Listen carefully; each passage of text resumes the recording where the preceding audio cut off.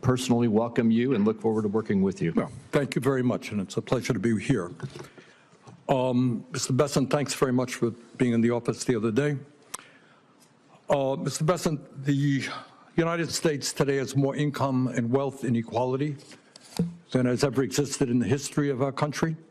You got three people on top, Mr. Musk, Mr. Bezos, and Mr. Zuckerberg, who are now worth almost $1 trillion. That is more than half of the bottom of our society, some 170 million people.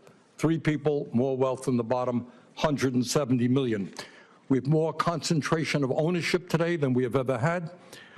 We have more concentration of ownership in the media, where a handful of billionaires like Musk, Bezos, Rupert Murdoch increasingly own the media and the information that the American people receive.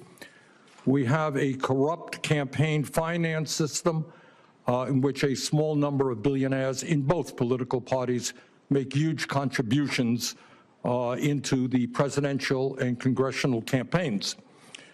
When you have a small number of multi-billionaires who have enormous economic, media, and political power, would you agree with President Biden, who last night stated, and I quote, "An oligarchy is taking shape in America of extreme wealth, power, and influence that threatens our entire democracy, our basic rights, and freedoms," end of quote. That's what President Biden said last night. I agree with him. Do you? Senator Sanders, I enjoyed our visit. Talk a little bit closer into the mic. I enjoyed our visit, and I hope you got my follow-up materials that on the discussions, my previous writings on the tariffs and China. And look, the three billionaires who you listed that all made the money themselves. Mr. Musk came to the country as an immigrant. I understand that, but what I'm asking you is, when you have a handful of people like Musk, who will soon be part of the Trump administration, and others, when you have three people owning more wealth than the bottom half of American society, when these people have enormous influence over the media, when they spend huge amounts of money in both political parties to elect candidates, what Biden said last night is we're moving toward an oligarchy. I'm asking you that question. Do you think, forget how they made their money, do you think that when so few people have so much wealth and so much economic and political power, that that is an oligarchic form of society? Well, I would note that President Biden gave the Presidential Medal of Freedom to two people who I think would qualify for his oligarchs. This is not a condemnation of any one individual. I'm just asking you, would so few people have so much wealth and power? But do you think that that is an oligarchic form of society? Senator, I think it depends on the ability to move up and down the income. No, that's not really the answer. I mean, even if you had that mobility, no matter who those individuals might be. All right, but let me ask you another question. Right now in America, we have over 22 million workers who are making less than $15 an hour, and nearly 40 million people in our country earning less than $17 an hour. Shamefully, the federal minimum wage, despite the efforts of myself and other people here, have not been raised since 2009 and remains an unbelievable $7.25 an hour. Will you work with those of us who want to raise the federal minimum wage to a living wage to take millions of Americans out of poverty? Senator, I believe that the minimum wage is more of a statewide and regional issue. So you don't think we should change the federal minimum wage of $7.25 an hour? No, sir. Okay. Mr. Bessent, millions of working class Americans who are struggling to keep their heads above water are paying outrageously high interest rates on their credit cards. Over half the American people who take out new credit cards are being charged interest rates of over 24%. During his campaign, President-elect Trump promised that he was going to cap credit card interest rates at 10%. I happen to think that that is a very good idea, and I will soon be introducing legislation to do just that. Will you, as if you are confirmed, be supportive of what President-elect Trump said and what I want to see happen, and that is to cap credit card interest rates at 10%? Senator, I think we can both agree that many credit card companies have been bad actors throughout history, and I will get back to you once. Now, very simple question. Trump said he wants to cap credit card interest rates at 10%. I agree with him. Will you be supportive of what Trump and I would like to do? When President Trump takes office, and if I am confirmed, I will follow what President Trump wants to do. Okay. Thank you very much, Mr. Chairman. Thank you very much. Next is Senator Smith. Senator Wyden. Thank you very much, Mr. Chairman. Let me say to the nominee, I've got 4 questions that I'm going to ask, and if we both can keep it brief, I think we can get to all of them, because I think it really frames for us what the debate is all about. I'm going to start by talking about the future of direct file. This is the program that helps our people who choose it to save hundreds of dollars when they file their tax return. Last year, the IRS launched it. It was enormously popular among taxpayers, but of course, the tax software giants and their big lobby just hate it. They want to shut it down. Now, the filing season starts January 27th, so it opens in 10 days, and millions of taxpayers around the country have already been notified that they are going to be eligible to use direct file this year. So I won't do this for every question, but I'd really like a yes or no on this one. Will you commit to keeping direct file up and running if you're confirmed? I will commit that for this tax season, that direct file will be operative, and the American taxpayers who choose to use it will. And if confirmed, I will consult and study the program and understand it better and make sure that it works to serve the IRS's 3 goals of collections, customer service, and privacy. I appreciate the answer. It means that taxpayers are going to save, who choose to use it because it's voluntary, hundreds of dollars, and we'll have a chance to see once again how popular it is with practically everybody except the tax prep software crowd. On to tariffs. Donald Trump, with no plan and no strategy, says he's going to put across-the-board tariffs, blanket tariffs on all imported goods, which means that our workers and our small businesses are going to get clobbered with additional taxes on practically everything they buy from other countries. My question here is, who would pay these tariffs? Americans or foreign countries? So this, Senator Wyden, just to understand, so I can frame the answer correctly, do you believe that these tariffs are a consumption tax increase? I believe these tariffs, you can call it whatever you want in terms of trying to gussy it up. They're going to be paid for by our workers and small businesses. And all through the campaign, we heard they weren't, that foreign countries were going to pay it. I think that's baloney. It's going to be paid for by workers and small businesses. So, your response? Yes, Senator, I would respectfully disagree. And the history of tariffs and tariff theory, optimal tariff theory, does not support what you're saying. Traditionally, we see that the current, if we were to say use a number that has been thrown around in the press of 10%, then traditionally the currency appreciates by 4%. So the 10% is not passed through. Then we have various elasticities, consumer preferences may change. And finally, foreign manufacturers, especially China, which is trying to export their way out of their current economic malaise, they will continue cutting prices to maintain market share. Okay. That's an academic view of it. But what I know is the history of this is it clobbers people of modest means. They're the people who are going to get hit. And all through the campaign, there was a big show that it was going to be paid for by foreigners, not so. Two other questions I want to get in. And I already made it clear, and you and I talked about this. I'm for a tax code that gives everybody the opportunity to get ahead. You and I talked about my friend Bill Bradley. He and I have been working for this for years. Do you believe the tax code should treat wages differently than it treats wealth?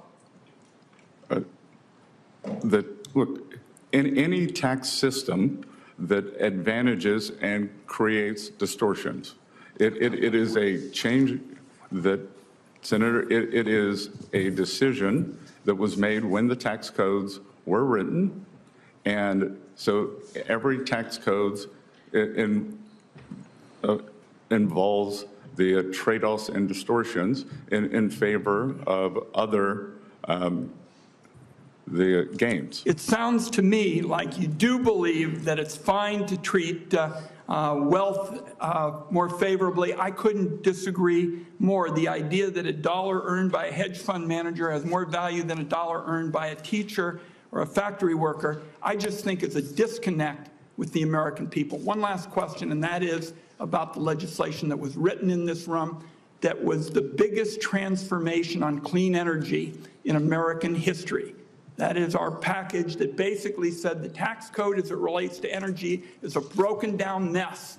And we basically said we're going to have a technology neutral system. The more you reduce carbon, the bigger your tax savings. Now there is a big effort in the Trump administration to reverse it. I think that's going to be bad for the economy, but it is going to be damn good for China because we are in an arms race on clean energy with them. Are you going to be on the side of people who want to unravel this? Senator Wyden, just so we can frame this for everyone in the room, China will build 100 new coal plants this year. There is not a clean energy race. There is an energy race. China will build 10 nuclear plants this year. That is not solar. I am in favor of more nuclear plants. And I would note that the IRA, as scored by the CBO, is wildly out of control in terms of spending on the upside. Well, first of all, the clean energy package does protect nuclear because members on both sides of the aisle in this room wanted it to be that way. But if you're going to talk about fossils, the United States has achieved a greater level of energy security than we've had in generations. Oil and gas production is at record highs. And it's not just that, but it's about clean energy. And I'm very troubled by your position denying that we're in an arms race with China on clean energy, because we definitely are. Thank you, Mr. Chairman. We do need to move on. And I told Senator Wyden he could have those. We had in my office. I understand that colleagues have already raised the urgency of more sanctions on Russia's shadow fleet, particularly as it is sabotaging our allies' infrastructure in the Baltic, and urged that it is unfair for Chinese manufacturers to be able to underprice U.S. manufacturers by virtue of lower environmental standards. So I just want to give two big thumbs ups to both of those notions. As we talked about in my office, I think that the most immediate danger of a major economic collapse is going to come through the insurance industry. We're seeing signs of it in Florida already. The fires in LA are making it worse out in California, but it's occurring nationwide. And as we discussed, where you can't get insurance, you can't get mortgages, where you can't get mortgages, you can't sell properties at value, and that cascades, according to the chief economist of Freddie Mac, into a 2008-style massive economic recession. So I would like to ask first that you get somebody on your team to take a look at this report, which I'd ask to put into the record, from the Senate Budget Committee while I was chairing it, on the non-renewals, price increases, and unavailability problem county by county across the country. And if somebody on your team looks at it and can give you a summary, I would be grateful. And I would actually ask you personally to read this Economist magazine article. I don't think it's complicated. No, Senator Whitehouse, you gave it to me in your office, and I did read it. Good. So All right, so we're ahead of you. So I just want to make sure. I will point out to my children behind me, doing your homework's important. It is important, and thank you for doing that. I think you're the first person in a nominations hearing who's actually done the reading that has been proposed. So I just think that all of us need to be alert to this problem. I think it's actually started. Ernest Hemingway famously said that bankruptcies happen gradually and then suddenly. I think we're in gradually on a climate change-driven insurance crisis that will cascade out into the whole economy. I gave my Environment Public Works colleagues a book this thick. I gave your team a similar book of all the many high-level, serious, peer-reviewed studies that have shown these economic risks. And I just don't think we're ready for it. And I think it's really important that we be ready for it. And I don't want anybody to say that they weren't warned about it. So there's my warning. Last question to you, and I'm going to be treading into an area where I don't know a thing because I just heard about this morning, and I've been the ranking member in the EPW noms hearing. So what I did read this morning is that the manner in which you have structured your partnership has enabled you to avoid the payment of nearly $1 million in Medicare taxes, and that the IRS has taken the position that the manner in which you structured your partnership to avoid those Medicare taxes does not actually support avoiding Medicare taxes. And it's probably more complicated of an issue than you and I are going to get through in the next 1 minute and 13 seconds. So we'll follow up with a question for the record. But I just think that when we're dealing with these massive issues of income inequality and threats to Medicare and all of the concerns that I think actually helped propel President Trump to the presidency, it would be extremely awkward if the Secretary of the Treasury were taking advantage of a supposed avoidance mechanism that the IRS, which you oversee, has determined actually doesn't produce that result. And somehow those things need to come into alignment. I don't know why. I suppose the easiest thing would be to go back and pay the Medicare taxes. But again, this is way more complicated than you and I can dispose of in the next half minute. But I do think it's important. I think it's really important to send a message as an incoming Treasury Secretary that everything you do with respect to your personal taxes aligns with IRS guidance. Senator White, thank you for the question. So it is the firm's taxes, and we are up to date on all our taxes.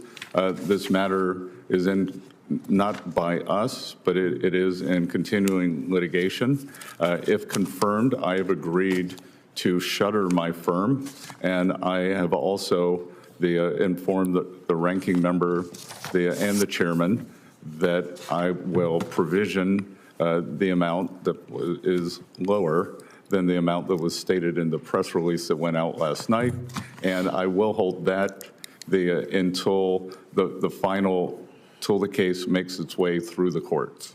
So once that seems like an attentive response to the problem, and I'm glad you respected this actually is a problem that needs to be attended to. So thank you. Thank you. And Senator Wyden has asked if he could add one final question. You get the last one, Senator Wyden. Thank you, Mr. Chairman. And I gathered that. As I always have. Mr. Bessent, thank you for your willingness to serve. We are at the beginning of what's going to be a vigorous conversation about the country's fiscal health. You've described our deficit as alarming, and yet you are here with the same Trump tax policy that has burdened the American people with another $2 trillion of debt that their kids and grandkids are going to have to pay back. And despite the conversation we've heard over here, clearly, the distribution of it was deeply, deeply, deeply unfair. 50% of it went to the top 5% of Americans, 75% of it, if you add the SALT, which even the Wall Street Journal won't support because it's so unbelievably outrageous will go to the wealthiest 5% of Americans. The tax policy is one that's hard, it is, for some reason in this room, it makes sense to people. In America, I don't think there's been a mayor in the history of the United States whose tax policy has been to go to the people of New York City or of Atlantic City or even of Mar-a-Lago and said to them, I have an idea. I'm going to borrow more money than we have ever borrowed in the history of that community, and I'm going to spend it. And I would say, well, geez, I'm worried about that. I don't want us to borrow a bunch of money without knowing what it's going for. What is it going for? Is it going for schools? No. Is it going to compete with the Chinese in their defense? No. Is it going to pay for parks? No. Is it going to deal with the mental health crisis that we have in America? No. Is it going to pay to secure our border? No. What are you doing with the money, Mr. Bessent? What were you doing with the money, Mr. Mnuchin? What are you doing with the money, Mayor, in America? The answer is we are going to give it to the richest people in America, the richest people in our community, and expect that somehow that's going to trickle down to everybody else. That has been the Trump tax policy since the day he showed up, and no mayor in America would ever, with a straight face, say that's what they should do. And in fact, no America in history has done that. But to add insult to injury, you sit here, and Mr. Mnuchin sat here at his time and said, it's all going to be paid for by economic growth. We know that's not true. We know it costs $2 trillion. So while the benefit went to the richest people in America, the cost is being borne by the children of working people all over this country. And that's what's going to happen now. It's $4.6 trillion this time, not $2 trillion. And then you come here, and this is my question, Mr. Bessent, and you sneak into your opening statement that we have a spending problem, and what we have to focus on, as you said, is discretionary spending after your crocodile tears about how China is out competing us. And as you know, because you're a smart person, and you've spent a lot of time on Wall Street, just like your predecessor did, discretionary spending is about a third of our overall spending. 17% of what we spend is domestic. 17% roughly of what we spend is military spending, that spending you were talking about with respect to China.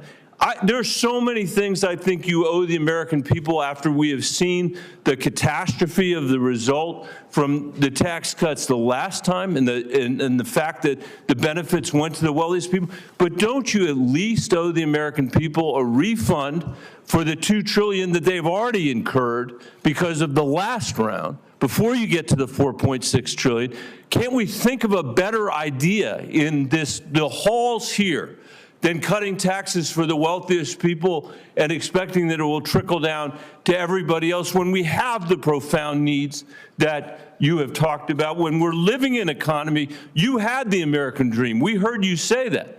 Where fewer and fewer people can get ahead, where this generation of Americans is going to be the first generation to leave less opportunity, not more, to our kids and our grandkids, where we see massive income inequality and wealth inequality when Trump was president, when Biden was president. Can't we think of a better idea than that? And at a bare minimum, and this is tiny, don't we owe them an answer about what you are going to do to that 17% of discretionary spending, or even the third, before you come in here and say that the most important thing we should do is cut taxes for the richest people in America?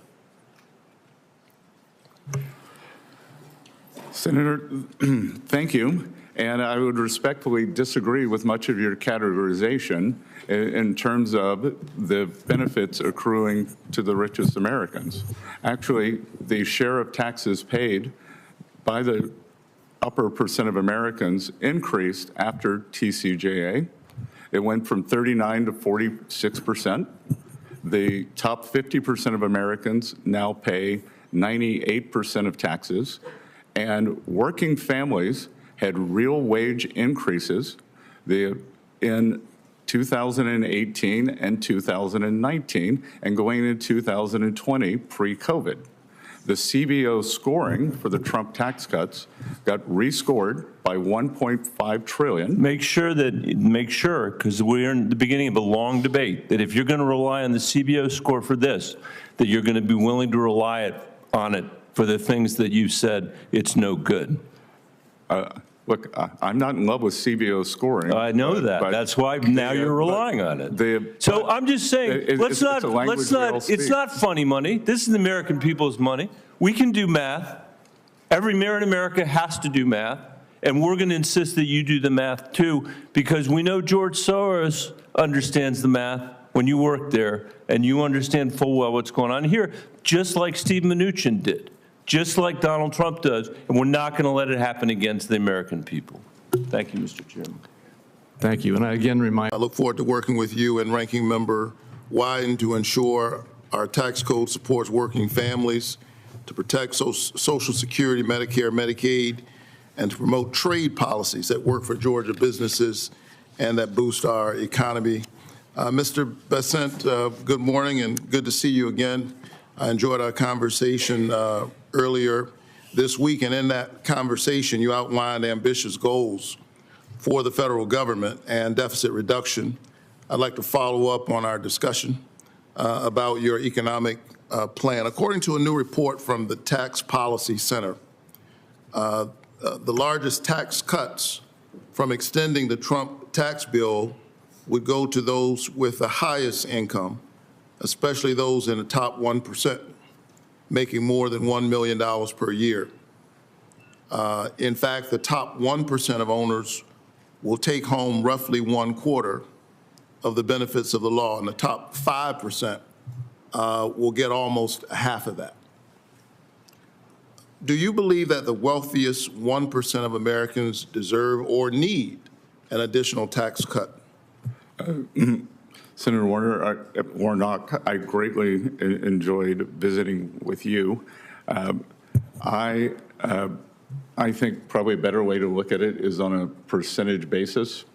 And when I think about the distributional aspects of the Tax Cuts and Job Act, that most of the benefits accrued for the working and middle people as opposed to the upper ends. In absolute dollars, as you just read, that is correct, but I think it's important to look at it in percentage terms. So you believe that the tax cut that provided 1/4 of the benefits of the law to the top 1% and top 5% getting almost 1/2 actually benefited those at the bottom more than it did those at the top? Is that your testimony? I believe that in 2018, 2019, that the households in the bottom 50% of income earners, the wealth increase for those households was three times higher than the wealth increase for the top 10% of Americans.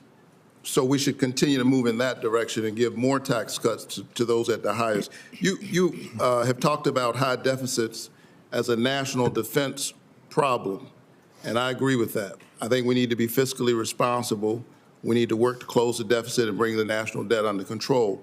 In 2013, Congress extended the Bush tax cuts for everyone except those making more than $400,000 a year. This bipartisan decision saved the Treasury $600 billion, helping to narrow the deficit. Do you agree that ending the tax cuts for those making more than $400,000 would help close the deficit and reduce our national debt? Senator Warnock, I do not. I believe that you would capture an inordinate amount of small business people who largely are in that cohort of 400,000 to a million. So you wouldn't cut it off at 400,000. What about $1 million?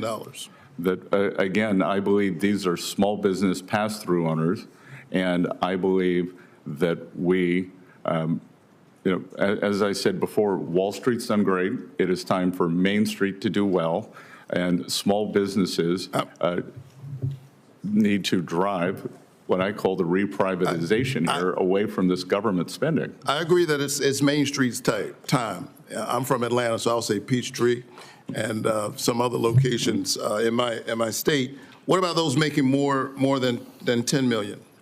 Would we reduce the deficit by extending those tax cuts for folks making about $10 million? So again, I think it's important that we put in incentives for them to invest. So going back to the 100% depreciation for equipment, that I think that. And I don't mean to keep interrupting, but I'm the pastor, and we're known to be loquacious of speech, but I'm running out of time here. What about $1 billion? So again, that I think that these are the job creators. So there's no income level for which you would support raising taxes. Is that fair? There is no income level that I don't think we should continue the TCJA as it was. All right. I think our country is facing structural deficits. However, I think that to continue to reduce taxes for the wealthy and letting them avoid taxes based on what they already owe is not going to get us out of that problem. But I look forward to continuing that discussion with you. Thank you very much. Thank you, Senator. Thank you very much. And before we go on to Senator Blackburn, I just want to restate there's a lot of facts that have been thrown around in this. And Senator Wyden has asked if he could add one final question. You get the last one, Senator Wyden. Thank you, Mr. Chairman. And I gather that after this, at some point, you and I will have some closers. I appreciate that, and I'm going to be very short on that as well. Mr. Bessent, I want to ask about the double standard with respect to tax enforcement in America. The working person, a firefighter or a nurse or somebody who works for a wage, pays taxes with every single paycheck, and the government gets that information. And to a great extent, the ultra-wealthy can have a very different system. They can bring in this whole battery of accountants and lawyers and the like and say, you know, make sure that I don't have a lot of income this year. And then they don't have the same reporting system. And what I have always felt is that ensuring that the government, the IRS, can do tax enforcement to prevent wealthy tax cheating is absolutely crucial to limiting this double standard with respect to enforcement, where you have all this information from people who are working for a wage, and you're trying to figure out what's actually going on with lots of wealthy people. Because to me, the scam is in what's legal. I want it understood that I'm talking about people using their accountants and lawyers and this battery of people. So my question to you is, do you believe that it makes sense for the Congress to give the IRS the resources to collect taxes from people who may be cheating? And we don't even know because it's so hard to run down all this information. Do you believe it's important for the Congress to fund the IRS for that kind of enforcement? Senator Wyden, I believe that collections are very important, and I believe that the IRS, and again, I haven't been confirmed, I have had no meetings, this is all external. I believe that a large amount of it can be solved by data processing, and we are on the verge of an AI revolution. And I would hope that the AI revolution, much as it has in medical technology, it's pattern recognition, and that my understanding now is that the agency runs on 12 different systems on COBOL, which is the programming language that when I went to Yale in 1980. So I am 100% in favor of that, of updating those systems. So you talked to me about this in the office, and I appreciated the comments. It's still resources. It's going to be computers, perhaps, not people. But I showed up in the United States Senate when only one person, Pat Leahy, knew how to use a computer. And so we've seen these dramatic developments, and I think you're right, AI is going to shape the debate, but it still leaves the question, we're going to need resources. And again, what you've seen, because we don't have the resources to go after the wealthy tax cheats, people who use the earned income tax credit or something, they're the ones, who get the audits and the like. And I want to see in this position somebody make a commitment to making sure we'll have the resources to go after the wealthy tax cheats who have this unique kind of system. And I would acknowledge your point that certainly it's going to be a challenge in the years ahead with respect to AI and other technologies, but we're still going to need resources. Are you going to support that? If confirmed, I will come back to you with a plan for upping collections. On wealthy tax cheats? Well, you seem to believe that the wealthy cheat more, but that I think across the entire income spectrum. So you were saying that the wealthy have this special cachet, and if there is some large mother lode there, then to figure out how to crack that, whether it's through AI or some other means, that I will commit to coming back to you. Well, let me tell you why it's so important. Former IRS Commissioner Rettig, who was President-elect Trump's last IRS commissioner, testified here that the IRS needed additional multi-year funding because it was, quote, outgunned when it came to auditing wealthy individuals and large corporations. So the view that I have stated today is not just one that I offer, but a former Trump appointee said specifically that the agency was outgunned with respect to resources. So you've indicated that you'll continue the discussion. It's an important one. Thank you, Mr. Chairman. Good. Well, thank you. And why don't you go ahead with any closing remarks you'd like to make right now, and then I will wrap it up. I'm going to spare everybody, and especially the nominee, a filibuster. It's been a long morning. And Mr. Bessent, we started off with your confirming that you're going to protect taxpayers' ability to file their taxes for free directly with the IRS. I think that's constructive, because I think when it works for a second straight year, we're going to begin to join the rest of the Western industrialized world in making sure that our people have a chance to have a system that works for them, that empowers them if they choose it. With respect to some other issues, I'm concerned about a number of other matters, and we may need to have some additional conversations about it.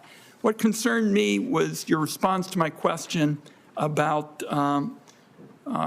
wealth rather than work with respect to being favored in the tax code. And I think today that's a reality. That's just plain fact. And the people I represent know it, because they pay taxes with all their paychecks, and they're paying a higher rate than people who, as I've indicated today, have good lawyers and good accountants. So I continue to be very troubled by that. And some of the past reforms have tried to minimize those differences between tax rates for wealthy people and tax rates for workers. But I remain concerned about that. And with respect to some of the other issues, I leave you with the proposition that I haven't really heard you touch on, and it's the proposition that Bill Bradley and I have believed in these many years, is we want a tax code that gives everybody in America the chance to get ahead.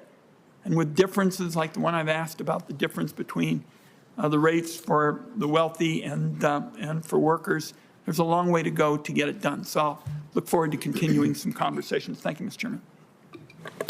Thank you, Senator Wyden. And Mr. Tax credits. Over 80,000 of my constituents in Nevada receive that premium tax credit to assist them in affording their health care coverage. And on average, these credits lower an American's health insurance costs by $530 per month. Congress provided an enhanced PTC in 2021. But that policy expires this year, and without the enhanced PTC in place, millions of Americans are going to lose their health coverage. So as the person most responsible for tax policy in the incoming administration, would you commit to opposing any attempt to remove or not renew these credits? Senator, as we discussed it in your office, and as it's just been a brief time since we met, I committed to you that I would research this. I have not had time to do it before this hearing, but if confirmed, I would get back to you with all deliberate speed in investigating this. Thank you. I appreciate that. And let me just say, you would agree that these tax credits, because they're current policy, they actually extend current tax policy costs. Excuse me, that you agree that extending current tax policy actually costs money.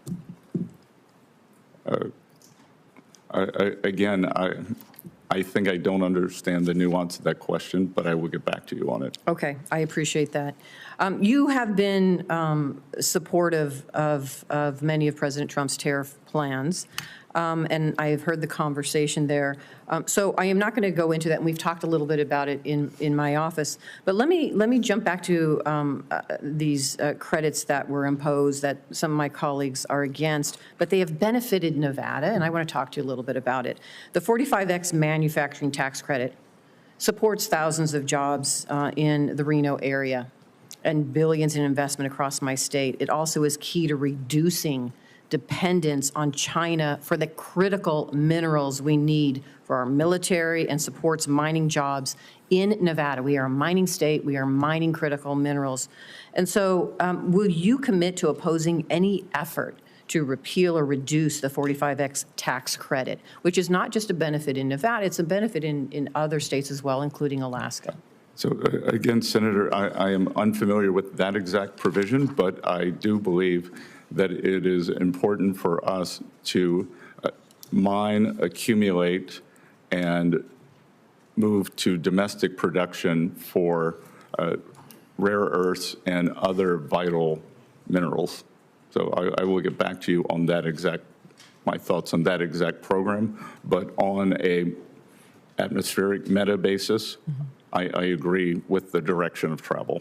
Thank you. Let me ask you this. We also talked about this. President Trump has stated that he thinks that the president should have influence over the decisions of the Federal Reserve. And we discussed this in my office, and I appreciate that opportunity. Does it continue to be your view that the Federal Reserve should be independent of the president? Of course, and I actually believe that the notion that President Trump believes he should have influence, there was, I believe, a highly inaccurate Wall Street Journal article saying that he believed something to the effect of he should be in the room. President Trump is going to make his views known, as many senators did. 3 senators, including 2 on this committee, called for. There was a jumbo rate cut in September of 50 basis points. 2 of the senators on this committee called for 70. I'm not asking my senator collegues. I get the politics on their sides. I'm asking you. But let me just say, you don't deviate from our conversation that you think that there should be independence. I think on monetary policy decisions, the FOMC should be independent. Thank you. I appreciate that. And then for the benefit of our colleagues, what you're referring to earlier is in our meeting, I asked you if there were any regulations, Treasury regulations that currently exist that you disagree with. And in response, and continuing in response right now, you're saying you're going to look into it and get back to me. Is that right? Look, I believe, as we saw, I don't know if it's a regulation, but it's a policy, as we saw from the December 8th hack by some Chinese entities into the Treasury, which was very serious, that was through a work-from-home software app. So one of the policies that I support, I intend to be in the building every day that I am in Washington, and I support a return to the office, which is against the current Treasury policy. Right, and I appreciate that. If there are any others that you oppose and you can share with me, it doesn't have to be right now, get back to me, I appreciate that. Of course, I'm happy to provide that in writing. All right, thank you. Thank you so much. Thank you, Mr. Chairman. Thank you. Senator Young. Mr. Bessent, good to see you. Congratulations again on your nomination to this important position. And Member Hoyer for any questions he may have. Mr. Chairman, let me ask you a broader question, Mr. Secretary, at the outset. The President has been talking about recession and the acceptance of a recession in the short term. Do you believe we're in a recession now?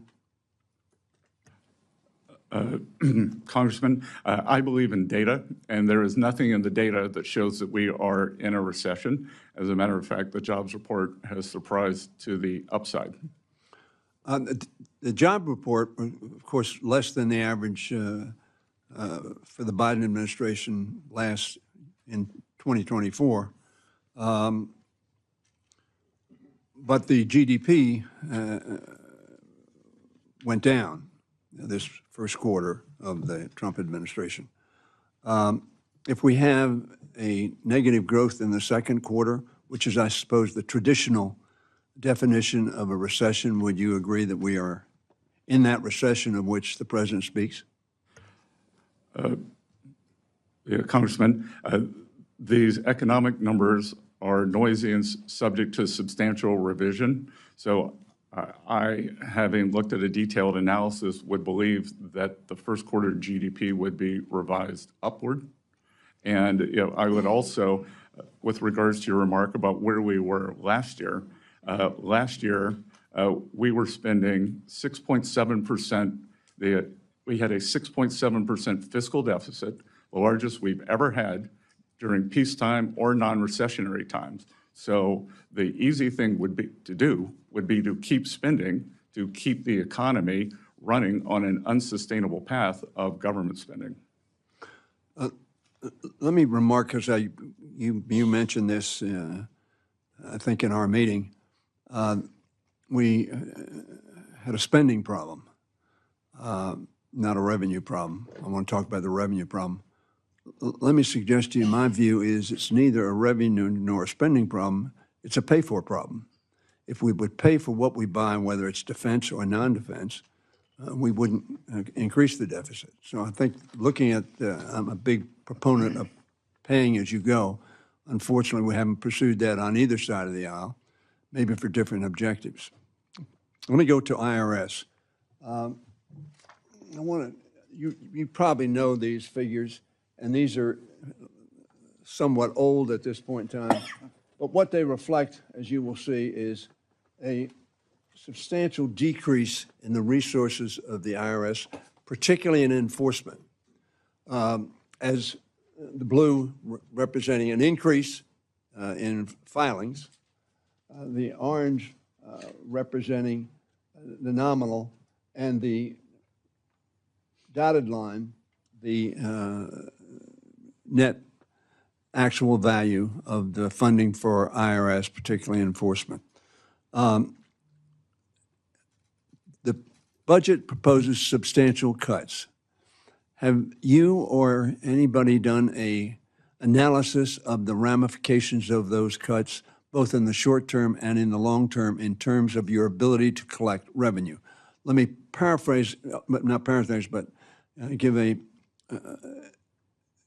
in your discussions, you said you were not going to sabotage, that we had in my office, sabotage collections. Are you confident, in light of the fact that any IT, and I agree with you, we've wasted a lot of money on IT, that any IT will be accomplished within the next 36 to 48 months, and therefore justify a reduction in personnel? Congressman, let me work backwards there. So I am confident that we will make substantial progress in the IT and right-size the payment system, the collections system. As I've repeatedly said, my priorities are collections, privacy, and customer service. And again, the substantial increase in the enforcement group, there is nothing that shows historically that by bringing in unseasoned the collections agents that results in more collections or high-end collections. It would be like sending in a junior high school student to try to do a college-level class. That becoming a high-end IRS collections agent is something that one grows into. So I believe through smarter IT, through this AI boom, that we can use that to enhance collections. And I would expect that collections would continue to be very robust as they were this year. Chair now recognizes the gentleman from Arkansas, Mr. Womack, for any questions he has. Thank you, Mr. Chairman. Education. Thank you very much. The chair now recognizes the gentleman from Wisconsin, Mr. Pocan, for 5 minutes. Great. Thank you, Mr. Chairman. And thank you, Mr. Secretary, for being with us. My main concern is, I think, what people are looking at the economy. The first 100 days, lowest stock market since Richard Nixon, not usually a measure people are shooting for. On tariffs, the fact that last year we had an effective rate about 2.5%. I think the Yale Budget Lab, and I believe you went to Yale, has said that effective rate is closer to 28%, the highest since 1901. I know that some of that's changed because the tariffs are on again, off again, some on again, some off again.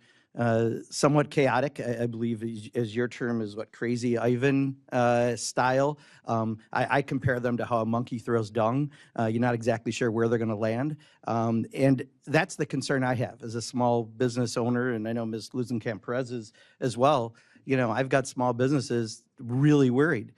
You made a comment about while cargo volumes have dropped 60%, you see this as a temporary detox. But for a small business that's getting by day to day, that's much bigger. You talked about Main Street. We want to finally focus on Main Street, not Wall Street. I think you were at a global investor conference in Beverly Hills yesterday. That's the cocktail party where you mentioned the Crazy Ivan theory. And before that, you were at a JP Morgan Chase World Bank private investor summit. All those things are not Main Street, right? Main Street is an auto body repair, a specialty printer. So my concern is on the tariffs. Who pays tariffs, Mr. Secretary?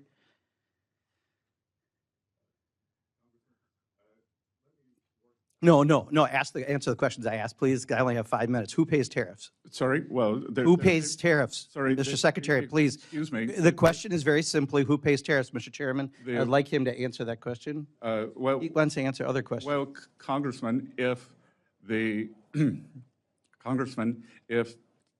the exporters, they dislike tariffs so much, why wouldn't they? If I think what you're trying to get me to say. Did you remember the question? I'm not sure you did. Who pays tariffs? It's a very complicated question. Reclaiming my time. People pay tariffs, right? Reclaiming my time, Mr. Secretary. Reclaiming my time, Mr. Secretary. Reclaiming my time. You clearly aren't going to answer. I'm not going to waste my time having you go, Mr. Secretary, Mr. Chairman, I asked reclaiming my time. Tariffs. Mr. Chairman, and I asked to reclaim my time. Did I not? No, I said reclaiming my time because he's clearly not answering it. So, yeah, so as a small business owner, and unfortunately I'd like that time back since you failed to recognize me for 30 seconds. So I just recently from one of my suppliers got the tariff surcharge on things. And in addition to the tariff surcharge, guess what else got raised? American-made walnut plaques. That has nothing to do with tariffs, but companies take advantage and do that. So right now, we are getting screwed right and left because of the indiscriminate use of tariffs. That's the reality for Main Street. And you go off to Beverly Hills for private investor conferences and talk about Crazy Ivan theories. Answer that. What is the Crazy Ivan theory of tariffs that you mentioned at the summit? Well, first of all, sir, I've had meetings with more than 50 small lenders. So I want to clarify that. I would also say that in game theory, strategic uncertainty, of which you seem to like the name Crazy Ivan. Well, it's your words, correct? Didn't you use Crazy Ivan at the? Well, you've used it 5 times, and that's the question, Mr. Chairman. I am saying the strategic uncertainty is part of negotiations. That should we say, here's what we'll accept. Please take this. Okay, I've got your answer. Thank you. I'm going to reclaim my time again. So for a small business, we don't have that luxury, right? When the ports are empty in California and we can't get goods and people are stocking up for Christmas goods, Crazy Ivan is great for, please don't take this offense, really rich people like you, but for people like me, it's not, right? That's what makes small businesses fail. That's what makes people lose their jobs. That's what makes the stock market tank. So I'll ask one more time, who pays tariffs? Sir, the history would show that it is a complicated mix of who pays the tariffs over various times. So that's exactly the problem. If your answer, and you are a very educated person, you have a very impressive bio, cannot answer the question who pays tariffs because you won't answer that, and you say it's a complicated issue, it's not complicated. Consumers pay Trump's tariff tax. That's the reality. And I'll yield back, Mr. Chairman, but I do think next time if I ask to yield back, I would appreciate having my time yelled back. Chair now recognizes the gentle lady for a question.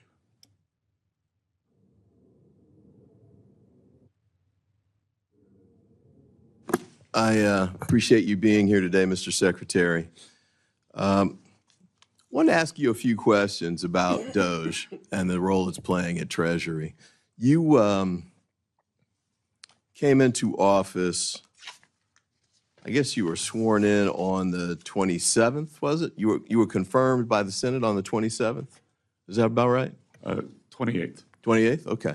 And then you started working at Treasury immediately after that?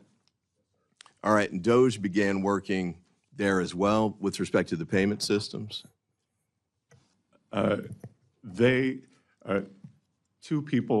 Two individuals from DOGE who were actually Treasury employees were on site. Okay. And I believe you were approached by the highest ranking career official at Treasury, David Lebrick. Am I pronouncing his name correctly? I believe it's Lebrick. Lebrick, okay. What was the nature of that conversation? I assume this was about the DOGE issue, but tell me briefly what that conversation was about. Well, that conversation was about a discussion of the payment system. And when I go back to what I didn't know, I think I walked in the office around 3 p.m., and I think he and I were having a conversation at 4:30, and I got to ask for the short version. Oh, no. Okay. But I will tell you that when we were talking about the tasks, that it was people like this individual who were hitting send on the payments. So, I've come to find out that he's part of the Okay, I problem. apologize. I'll have to get that later from you. Yep. Feel free to send in substance of the discussion in a letter. But I guess what I was going to ask was, you just mentioned there were two people who were working with respect to DOGE at the time. Yes, sir. And Mark Elez was one of those? I'm not sure. Not sure? You're not familiar with that name? I don't recall that name. I interviewed Tom Krause and personally recommended him to work at Treasury. Okay. Well, Mr. Elez had worked at Mr. Musk's SpaceX company. And the Wall Street Journal issued a story, I think around February 7th, that talked about statements that Mr. Elez had made in the prior year. One was, you could not pay me to marry outside my ethnicity. Another was that he wanted to normalize Indian hate. The third was, just for the record, I was racist before it was cool. And another was, I just want a eugenic immigration policy. Is that too much to ask? This man resigned shortly after that article was published, but you don't recall him being there? Congressman, I did not recall that individual's name, but that individual was terminated. He was terminated, okay. Well, I appreciate that. Although it appears that he then later turned up that he was rehired, I guess, and that he's continuing. Not by Treasury, sir. Okay, but he was continuing to do work for DOGE, but in this instance, HHS and 3 other departments? You have no idea. I didn't follow his career. Okay. Well, you didn't catch J.D. Vance saying that he didn't think he should be terminated? Did you miss that too? I don't recall that. All right. Do you recall Mr. Trump saying that he should have a second chance? I don't recall that. No. Okay. And do you recall Mr. Musk saying he should be given a second chance as well? No, sir. All right. Well, I guess the main question too here is, what exactly was the vetting practice that you had in place before you brought on these 2 people and gave them access to the payment system, which is $6 trillion. Well, sir, they did not have access to the payment system, or perhaps we have a different definition of access. They only had read-only abilities.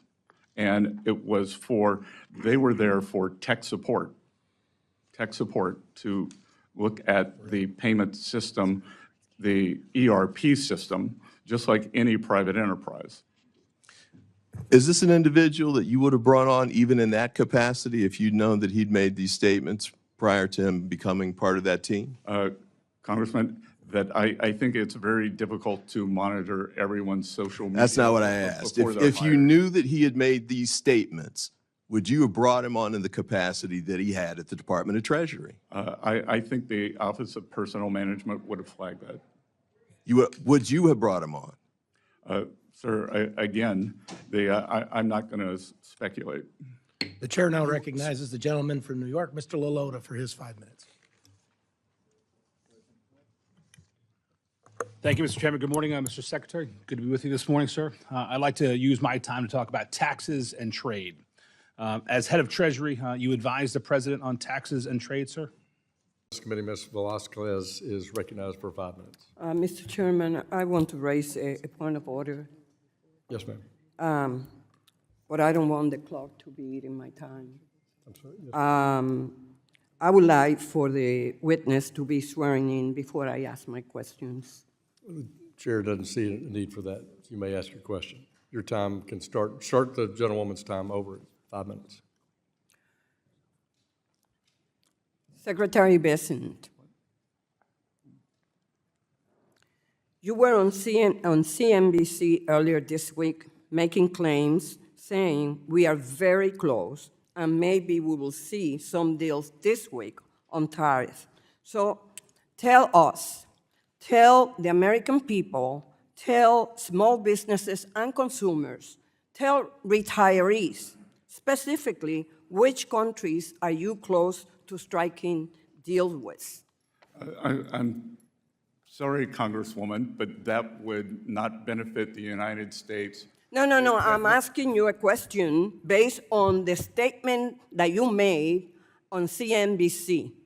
And I am telling you that it would be detrimental to the interest of the United States for me to answer that question. Why will that be detrimental? Because as the negotiations may still be in process as we speak, as we are not at the end of the week yet, I am sure that you through your question, would not want to compromise the U.S. negotiating. Reclaiming my time. Would you? Secretary Bessent, the president goes into a press conference and claims that there are negotiations going on. And then the next day, there's no negotiations going on. So why would you not answer my question? And that will be considered detrimental to the American people, to the American economy. I do not understand. Despite your claim, I'm happy to say there are negotiations going on. I'm not going to reveal the details. no filibuster. No filibuster here. So how long do you think those negotiations will take before they are concluded? There are numerous countries, as I have said, if you saw my CNBC interview, which you referenced, that there are 18 important trading partners, and we are moving forward at all deliberate speed with those. Do you consider these negotiations advanced negotiations? Some of them are quite advanced.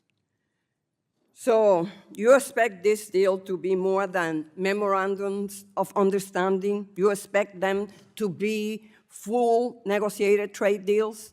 I believe that they will be the agreements in principle, and then we will paper them over in the coming months.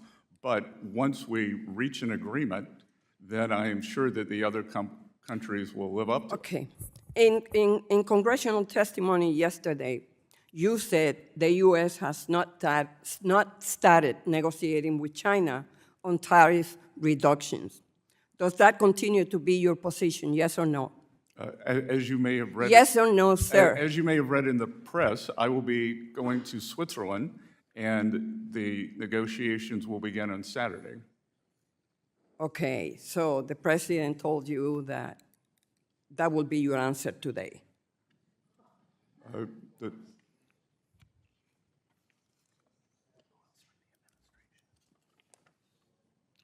So can you tell who from the Trump administration is engaged in those discussions Which discussions? with China? Trade discussions? Pardon? I'm sorry. Trade discussions, yes, sir. Well, the trade negotiations will be led by myself and Ambassador Jameson Greer, And, USTR. and what about Pete Navarro? Sorry? Peter Navarro. He will Is not. He will not be joining us in Geneva. Thank God for that. Are those negotiations considered advanced? Pardon? Are those negotiations considered advanced? As I said, on Saturday we will begin, which I believe is the opposite of advance.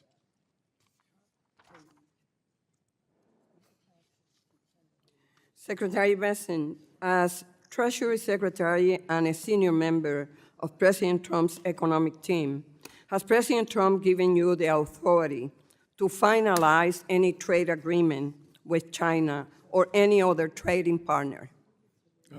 As President Trump has stated, he will have the final decision on any trade agreement. So you're telling me all of these increased prices, the stock market losses, the production delays are all based on the whims of Donald Trump, that you could strike the best deal with Canada, Mexico, or even China that is completely in our favor, giving us everything the administration Gentlewoman's is time has seeking. expired.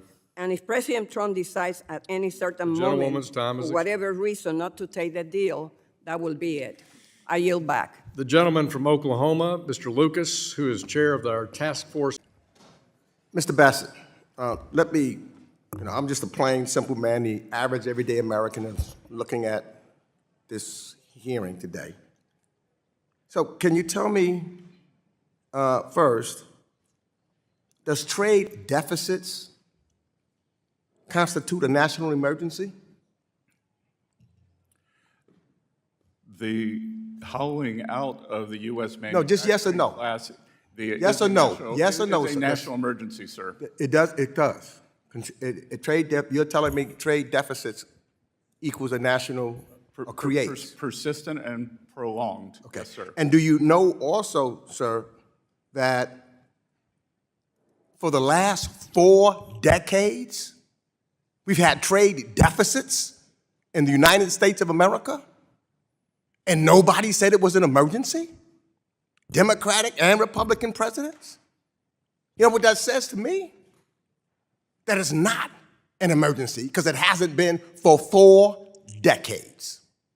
It says to me that we should bring tariffs back to the United States Congress so that we can make that determination as the Constitution has said and not try to go around Congress.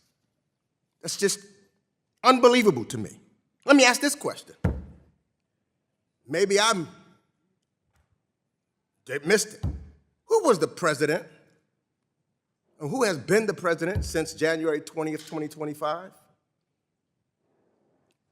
Donald J. Trump. Okay. And who was the president in 2024? One believes President Biden. One believes? Are you one of those non-believers that the election, the American people didn't vote? I am not. You're not? You said one believes? Do you believe in the Constitution of the United States and it should be abided I by? believe in the Constitution of the United States. So you believe in it without any second thought. You don't have to think about it. You believe in it and you would abide by it. Is that correct? I have and I do, sir. Okay. But do you know that a president has said he may or may not, he don't know? Let me ask this question. I couldn't believe my ears. Sunday, during NBC's Meet the Press, President Trump credited himself for the strong economy in 2024 when Joe Biden was president, but then he blamed President Biden for a weak economy in 2025 when he was president. Now, I'm not so sure how the American people puts that together. In 2024, strong economy, he tries to take the credit. In 2025, when he's the president, he blames Joe Biden. That doesn't make sense to me. I don't think it makes sense to most Americans, and I hope, Mr. Secretary, you're a businessman, it doesn't make sense to you either. It can't possibly make sense to you. Let me ask this question. If a government, say, look, Argentina, I remember when I came here, and Argentina kept failing to pay its debt. Not once or twice or three times. And we were all upset about it, and we said that they needed a host, somebody needed to take over their government, you know, somebody should help the president of Argentina.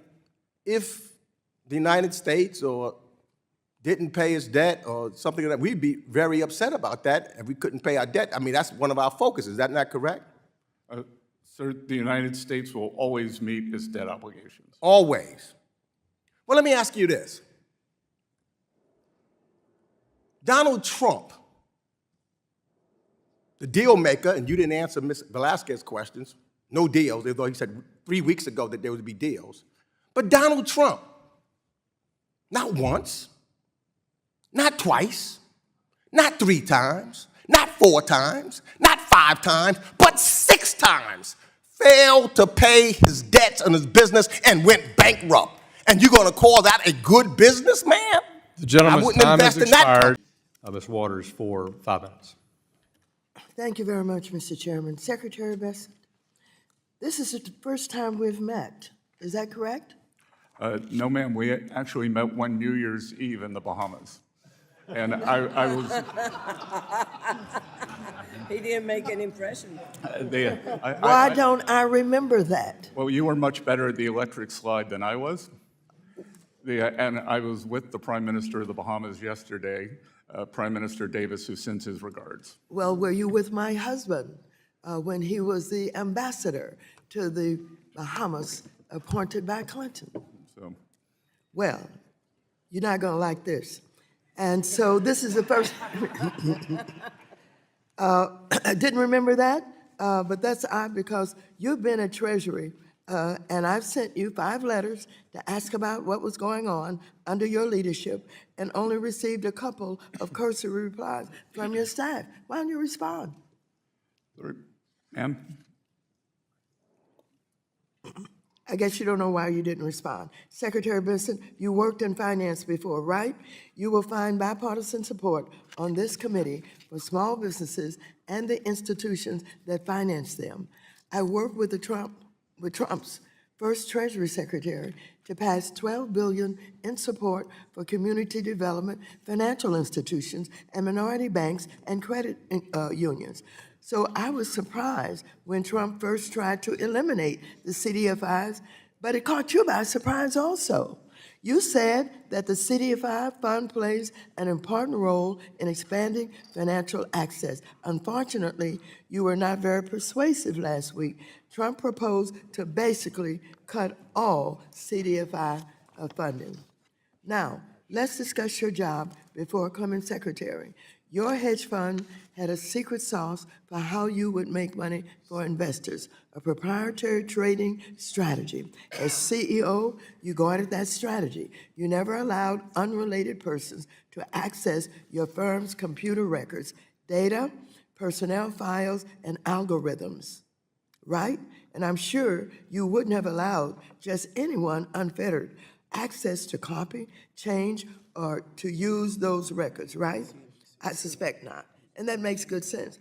What doesn't make good sense is why, as Treasury Secretary and acting CFPB Director, you would allow DOGE unfettered access to the government system that handles trillions of dollars in payments to the proprietary business records of entities regulated by the CFPB, or most alarmingly, to the tax records of hundreds of millions of Americans.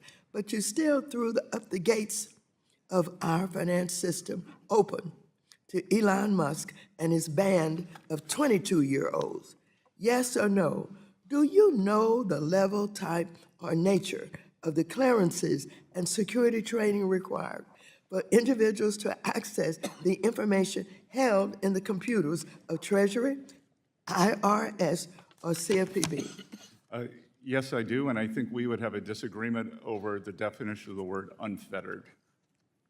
Mr. Secretary, did all the individuals working with DOGE who were given access to Treasuries and CFPB's computer databases receive all of the required clearances and security training before they were granted access? Again, they were granted read-only access at Treasury. There were two. So let me just say, DOGE employees. please, you can't filibuster here. This is not the filibuster playground. And so what you did was you let these strangers into our Treasury with access to all of the data, all of the personnel information, and you just opened the door. Why'd you do that? No, ma'am. They were Treasury employees. Oh, are you saying today in front of this committee that all of them were Treasury employees, that the 25-year-old who's being identified, who worked for Elon Musk, was allowed into the Treasury? Was that person there?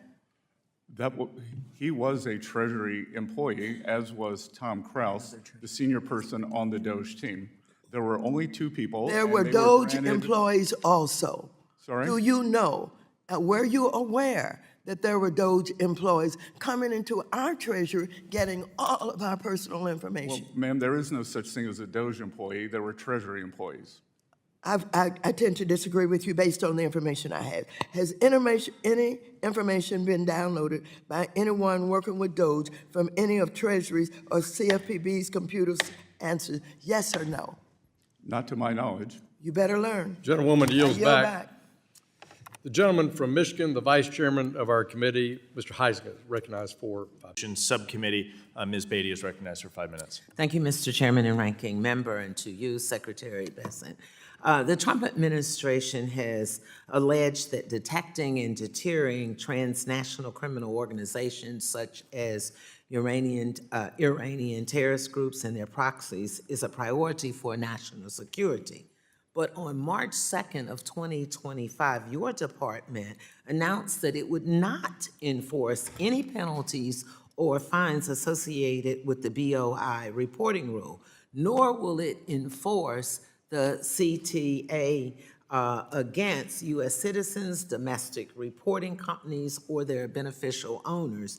So I'm a little confused of how you square those two things. So my question is, can you explain to, or would you explain to the American public how you undermine the bipartisan CTA and expect law enforcement and national security agencies to quickly and effectively know the true owners behind shell companies registered in the United States now that foreigners, including a drug cartel, gang members, could register a company in the United States with no state or any federal ownership reporting requirements? And I remind you, in your testimony, you talked about illicit actors. Well, these are some of our illicit actors.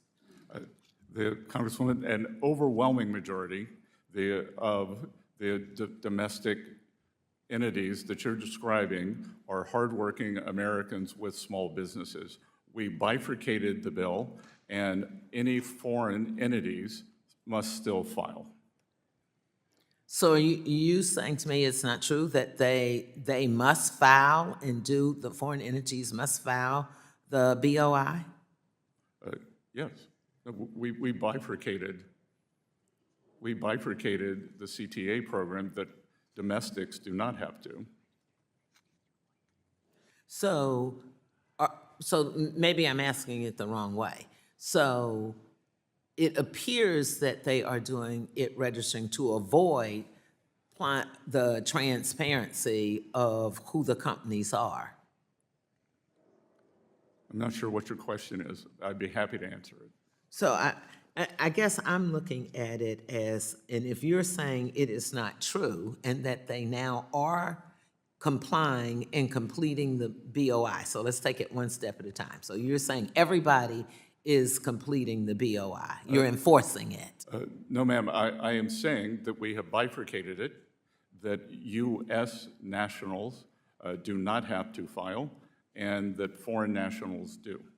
Okay, so I guess when we look at this, if we're limiting enforcements of the rule just to the foreign entities, that creates a giant loophole whereby any foreign entity can register in the United States and evade or not do the BOI reporting requirements. Well, they would be subject to all. They would have to come through a U.S. financial institution, so they would be subject to all U.S. institutions, Including the BOI. Including the BOI. Including the BOI, yes or no? Because the answer is no. I mean, you can say it however you want to, but the answer is no. And this makes it easier, and this is what I want the American folks to know. It makes it easier for human and drug traffickers, cartels, terrorists, organizations, and other criminals to do business in the United States. And when you're limiting the enforcement just to foreign entities, it exempts 99% of the entities that Congress intended the law to cover when it was passed into law. So I think I do have my answer. We're just not agreeing on it, and we know why. So let me go to my second. It's my time. Let me go to my second question. The clock is running. It's my time. It is my time. You will not do this on my time. Now, I'm going to ask for a few more seconds since he refused to comply with my time, not his time. In 2016, former Secretary Jack Lew announced that Harriet Tubman was to be the new face of the $20 bill. Can you tell me what's the current status of this project? No, ma'am, I can't, but my staff will get back to you. No, I want you to get back to me. Because, see, there seems to be an issue when it comes to things that affect people of color or people who live in poverty, whether it is what you're doing with Social Security, what you are doing with restricting funds The gentlewoman's to time is expired. I want you, the gentlewoman's time is expired. To me? The gentleman Mr. from Chairman, Texas, I need the him to gentlewoman's answer time, if he will. I'm not a the staff gentlewoman can person. submit I'm not questions asking for the him record. to have his staff report to The me. gentlewoman So, can Mr. submit- Chairman, I'm addressing it to you to The gentlewoman's ask him time to has respect expired. me. Mr. Chairman, The gentlewoman's I'm talking time to has you. expired. I need him to address the gentlewoman's if he will time answer has me. expired. Thank you, I'm not going to The gentlewoman's yield. time has I'm not expired. going to stop until you The direct gentlewoman's him time to has answer to expired. me as a member of Congress. The gentlewoman's Mr. time has Chairman, point expired. The of order gentlewoman to has you. offered that she can Mr. submit questions Chairman, for the point record. of order to you. I will not stop. I will not be silent. The gentlewoman is until not you offering direct an him appropriate to answer. parliamentary inquiry. Does the Will gentlewoman you- have a parliamentary Yes, inquiry? I do. Please state the parliamentary inquiry. As a member of the United States Congress addressing the Secretary, I am asking you to rule on asking this hostile witness to direct his response to me versus having him tell me that his staff will respond to me. My staff person didn't ask him the question. I did. The gentlewoman does not state a parliamentary inquiry. So let me ask the gentlewoman's point of time- privilege to you, Mr. Chairman, because I'm not going to stop this morning until you respond to me then, if you will direct the Secretary to respond to me as a member of Congress. Or let me ask him. It is not a Then point of let me privilege. The ask gentlewoman's him time. The if gentlewoman's he will time has respond expired. to The me. gentlewoman Will will he suspend. respond to me? The gentlewoman Will will. respond The gentlewoman to will me suspend. that The gentlewoman It can will be simple suspend. if he responds. The gentlewoman will suspend. If he responds The gentlewoman to me, will if suspend. he will The respond to me, gentlewoman makes a legitimate request, a personal you privilege. can simply ask him to Grant respond. personal privilege. Just Personal ask him to respond if he'll respond to a member of Congress versus saying a staffer. It's simple as that. I ask that members keep decorum and remain cordial during today's hearing. I am being Members, cordial the to you, gentlewoman will Mr. suspend. Chairman. The chair has the time. Mr. Chairman, the will you chair has the answer the time. The question? gentlewoman will suspend. The gentlewoman The makes a gentlewoman will legitimate suspend. request. I ask that members keep decorum and remain cordial during today's being hearing. cordial. I resent your statement to imply that I am not. I am a member of the U.S. Congress. I am asking this The secretary gentlewoman to may respond submit to me. QFRs for the record, which will be responded to by the secretary. Thank you. The gentlewoman's time has expired. The gentleman from Texas, the chairman of the Small Business Committee, Mr. Williams, is recognized for 5 minutes. Thank you, Mr. Chairman, and thank you, Mr. Secretary, for being here. This may be a little easier on you here. I'll try to move it fast forward.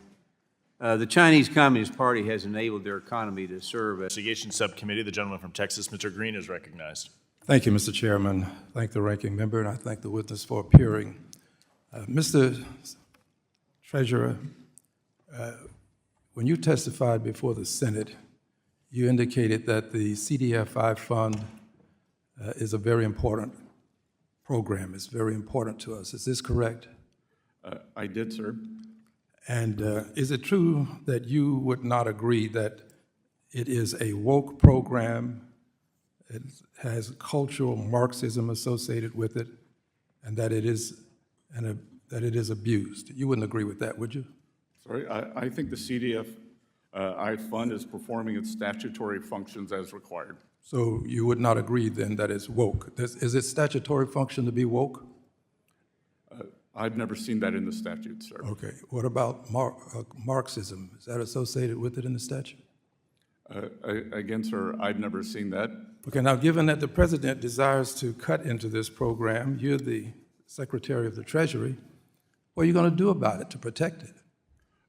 Sir, the skinny budget does propose a new $100 million award program that will provide access to affordable financing.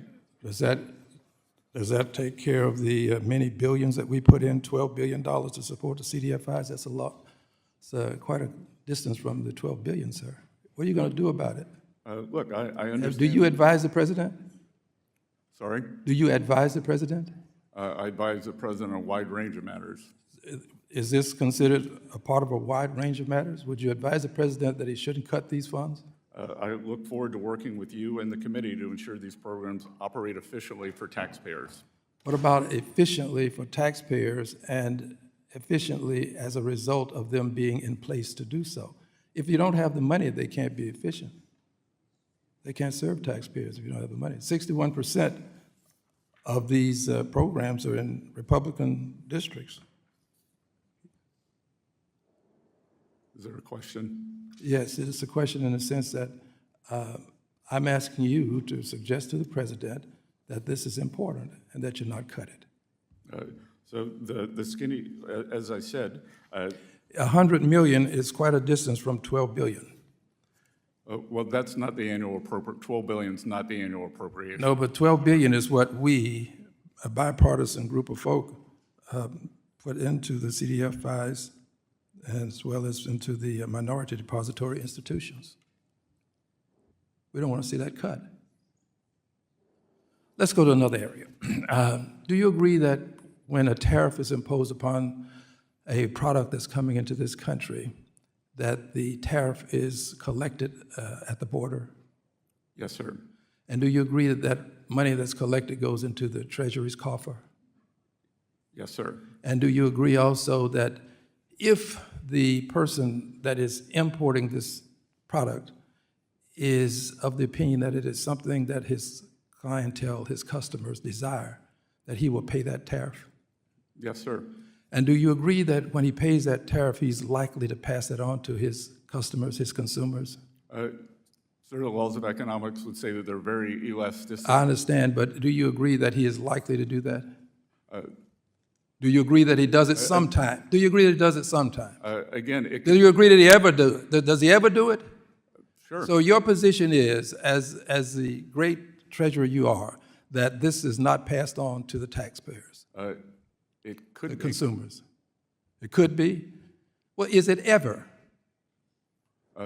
It's hard to say yes, isn't it? It really is. It's not hard to say. Listen, sir. It's You not don't hard have to to say. fear. Don't listen. It's hard to say. Don't fear the president, sir. Is it ever passed on? Have you ever heard of this tax money being collected and passed on to the consumer to pay. Have you ever heard of that? Well, the most recent studies from. Okay, let's go on to this point. I have a better point to make. Excuse me, I'm reclaiming my time. I have a better point. Listen just a second. I only have a little bit of time. And when it goes into the coffers, that money is then going to be a part of the tax dollars that can be accorded to persons in terms of a tax cut. Is this true?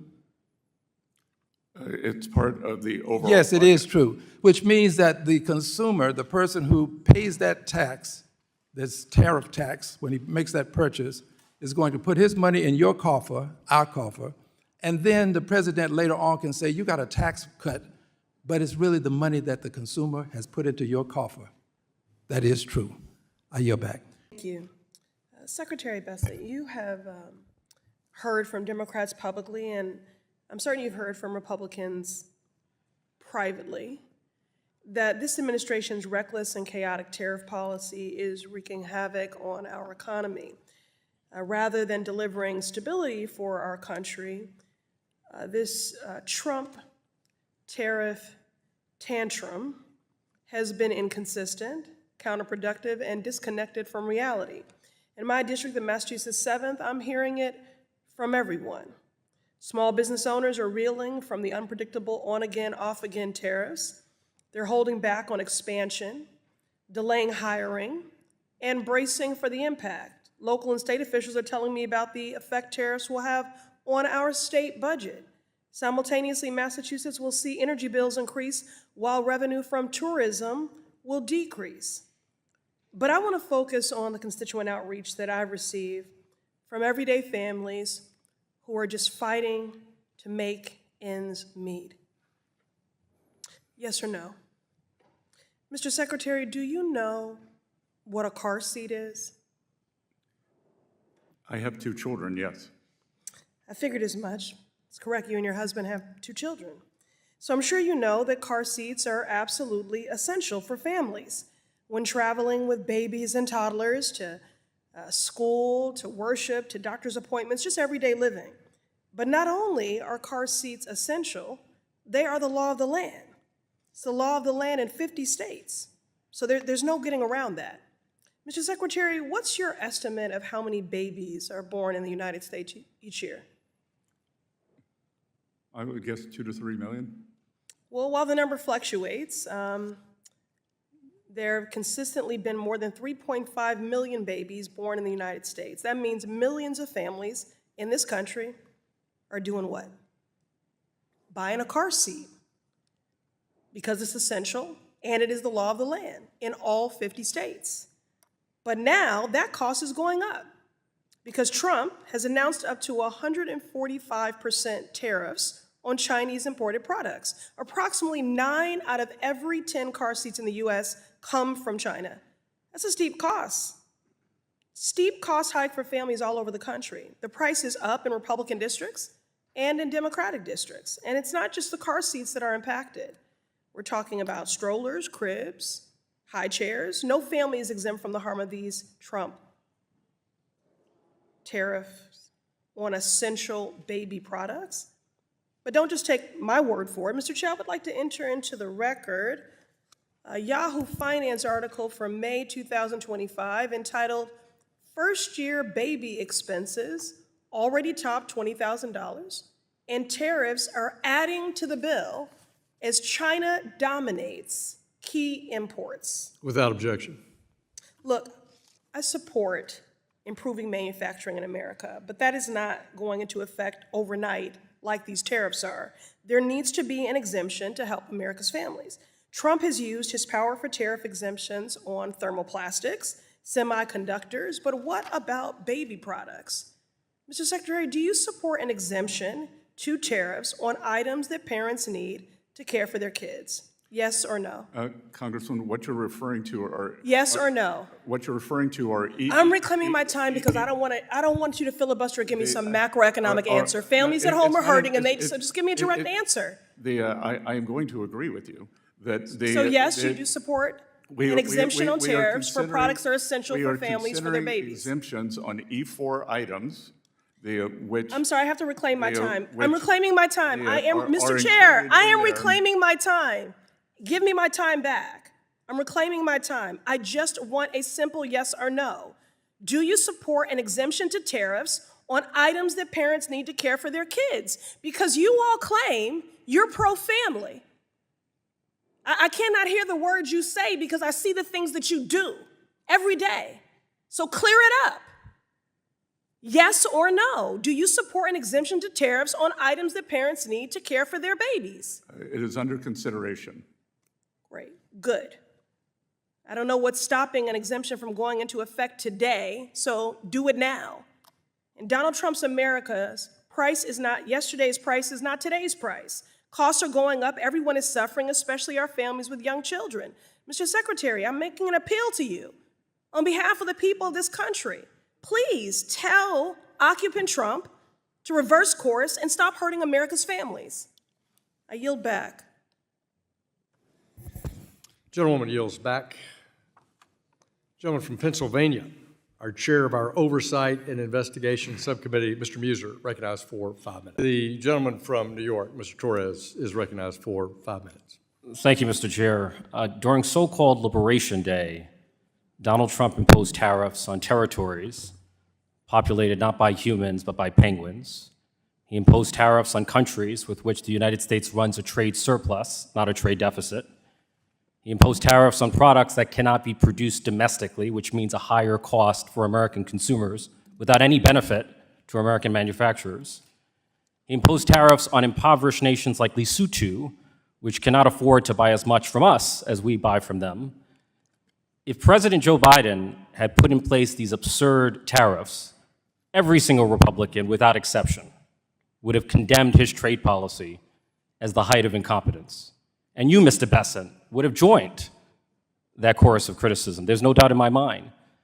But swap out Biden's name for Trump's, and suddenly the moral outrage from Republicans vanishes like magic. I have a simple yes or no question.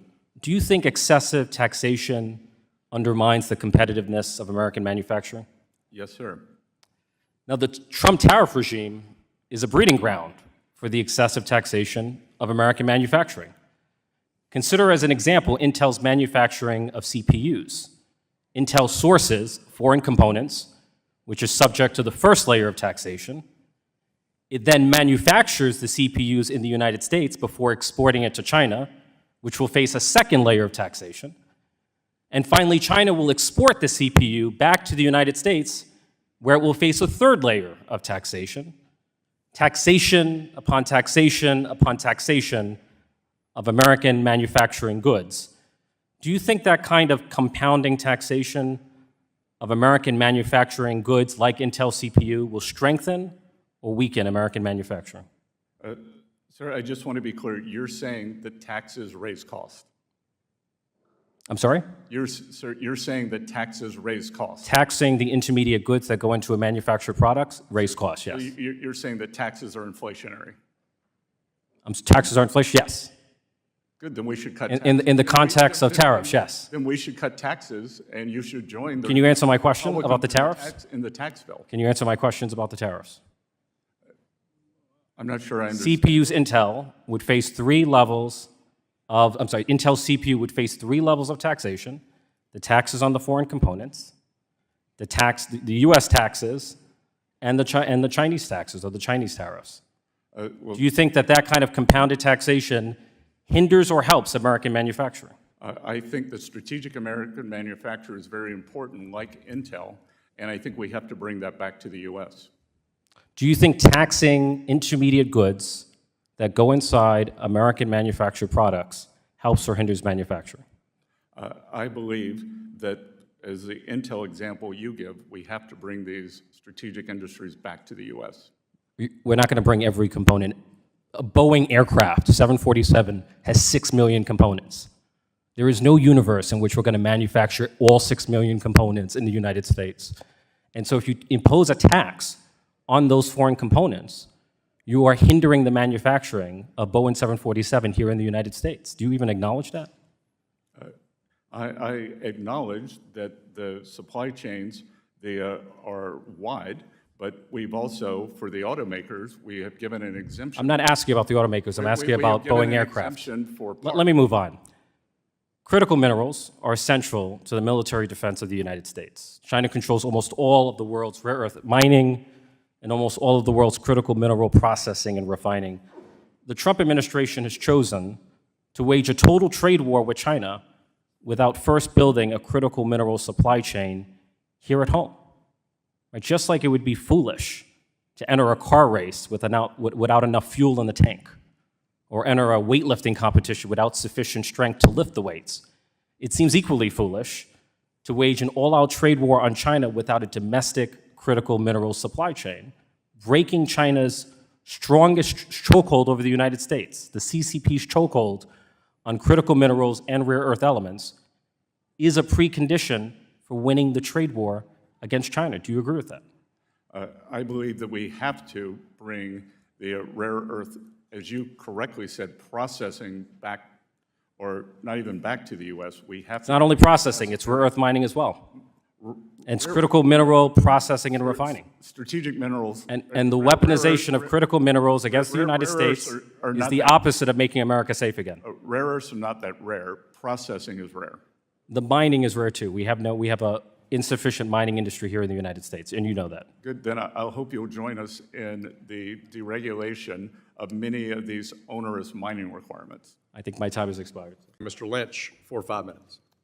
Thank you, Mr. Chairman. Mr. Secretary, thank you for coming before this committee and helping us with our work. Mr. Secretary, between March 11th and March 15th, 2025, you and more than a dozen senior officials, including of the Trump administration, including Secretary Hegseth, Director of National Intelligence Tulsi Gabbard, National Security Advisor Mike Waltz, used a commercially available, non-governmental, encrypted, non-secure app to discuss and coordinate imminent U.S. military strikes in Yemen in a group chat entitled Houthi PC Small Group. Particularly, Defense Secretary Hegseth shared actionable intelligence, including sensitive and classified details of an imminent military operation against Houthi rebels and other military plans. These included precise launch times for U.S. jet fighter assets, targeting locations for those Houthi rebels who were, by the way, equipped with anti-aircraft systems. Mr. Hegseth shared the targeting sequencing against Houthi rebels and described the weapon systems, the U.S. weapon systems involved. National Security Council has confirmed that this signal chat was authentic and that you had participated. You realize that for you, Mr. Secretary, because of the responsibilities you have, even outside the Principals Committee, that group, you have a target on your back from our adversaries, China, North Korea, Russia, and others. Can I ask you, have you been briefed on the proper protocols for discussing information such as active military plans? I have, by my general counsel. Very and good. If you will look, I got a bunch of questions, so I'm just trying to narrow this down because this is really a concern. Just reclaiming my time. To that chat so was let me ask you. My chief of Are you, staff's name, which was sir, widely available. Let me ask the questions and you provide the answers. Okay? How about that? Waiting for the Are question. you preserving records, Mr. Secretary, of these communications as required by the Public Records Act? Yes, sir. My Good. general counsel has photographed. Are you still discussing sensitive military intelligence on a non-secure line? I have never done that. Okay. The National Security Council says you were on a chat that discussed those details. Are you saying that wasn't the case? I have said that I have never discussed them. Someone discussed it with you. You were on that. You were on a non-secure line for a meeting with other secretaries, right? Those people I just mentioned, you weren't on that chat? I was, but You were okay, that's discussing what things I'm talking with me, about. and So you could have I am providing intervened. an answer You for could have you. brought it up. You could have said, this is an insecure line. We shouldn't be doing this. We're putting our sons and daughters in uniform at risk, pre-attack. You could have done all that. Mr. Hegseth, this is not involving you, but Mr. Hegseth afterwards did the same thing with a family chat. His wife, his brother, his sister, family attorney. You do understand the troublesome nature of that, right? Are you dismissing that and calling this a roaring success, as others have done, as the White House has done? This is troubling, and I just want the reassurances for this committee and for other members of Congress, other committees, and for, most importantly, for the families of Americans who send their sons and daughters, into harm's way, they put on that uniform. I just want the reassurances that we're not doing, this buffoonery has to stop, right? At some point, there are serious consequences to not complying with security protocols. Mr. Secretary, you're a smart guy. You're a smart guy. You didn't create this situation. You were drawn into it. I'm just trying to reassure the committee that this stuff is not happening anymore. Gentleman's time has expired. Allow the gentleman to answer. Be a yes or no. I think the gentleman's time has expired. Well, Congressman, I'm happy to say that because of my age, I pick up the phone and call people. There you go. Gentleman's time has expired. The gentleman from Georgia, the Vice Chairman of our Financial Institutions Subcommittee, Mr. Loudermilk, recognized for 5 minutes. So thank you, Mr. Chairman. The ranking member on the Task Force on Monetary Policy, Mr. Vargas, is recognized for 5 minutes.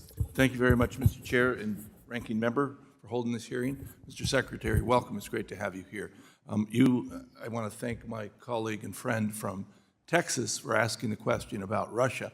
Do you consider Vladimir Putin a war criminal? Yes.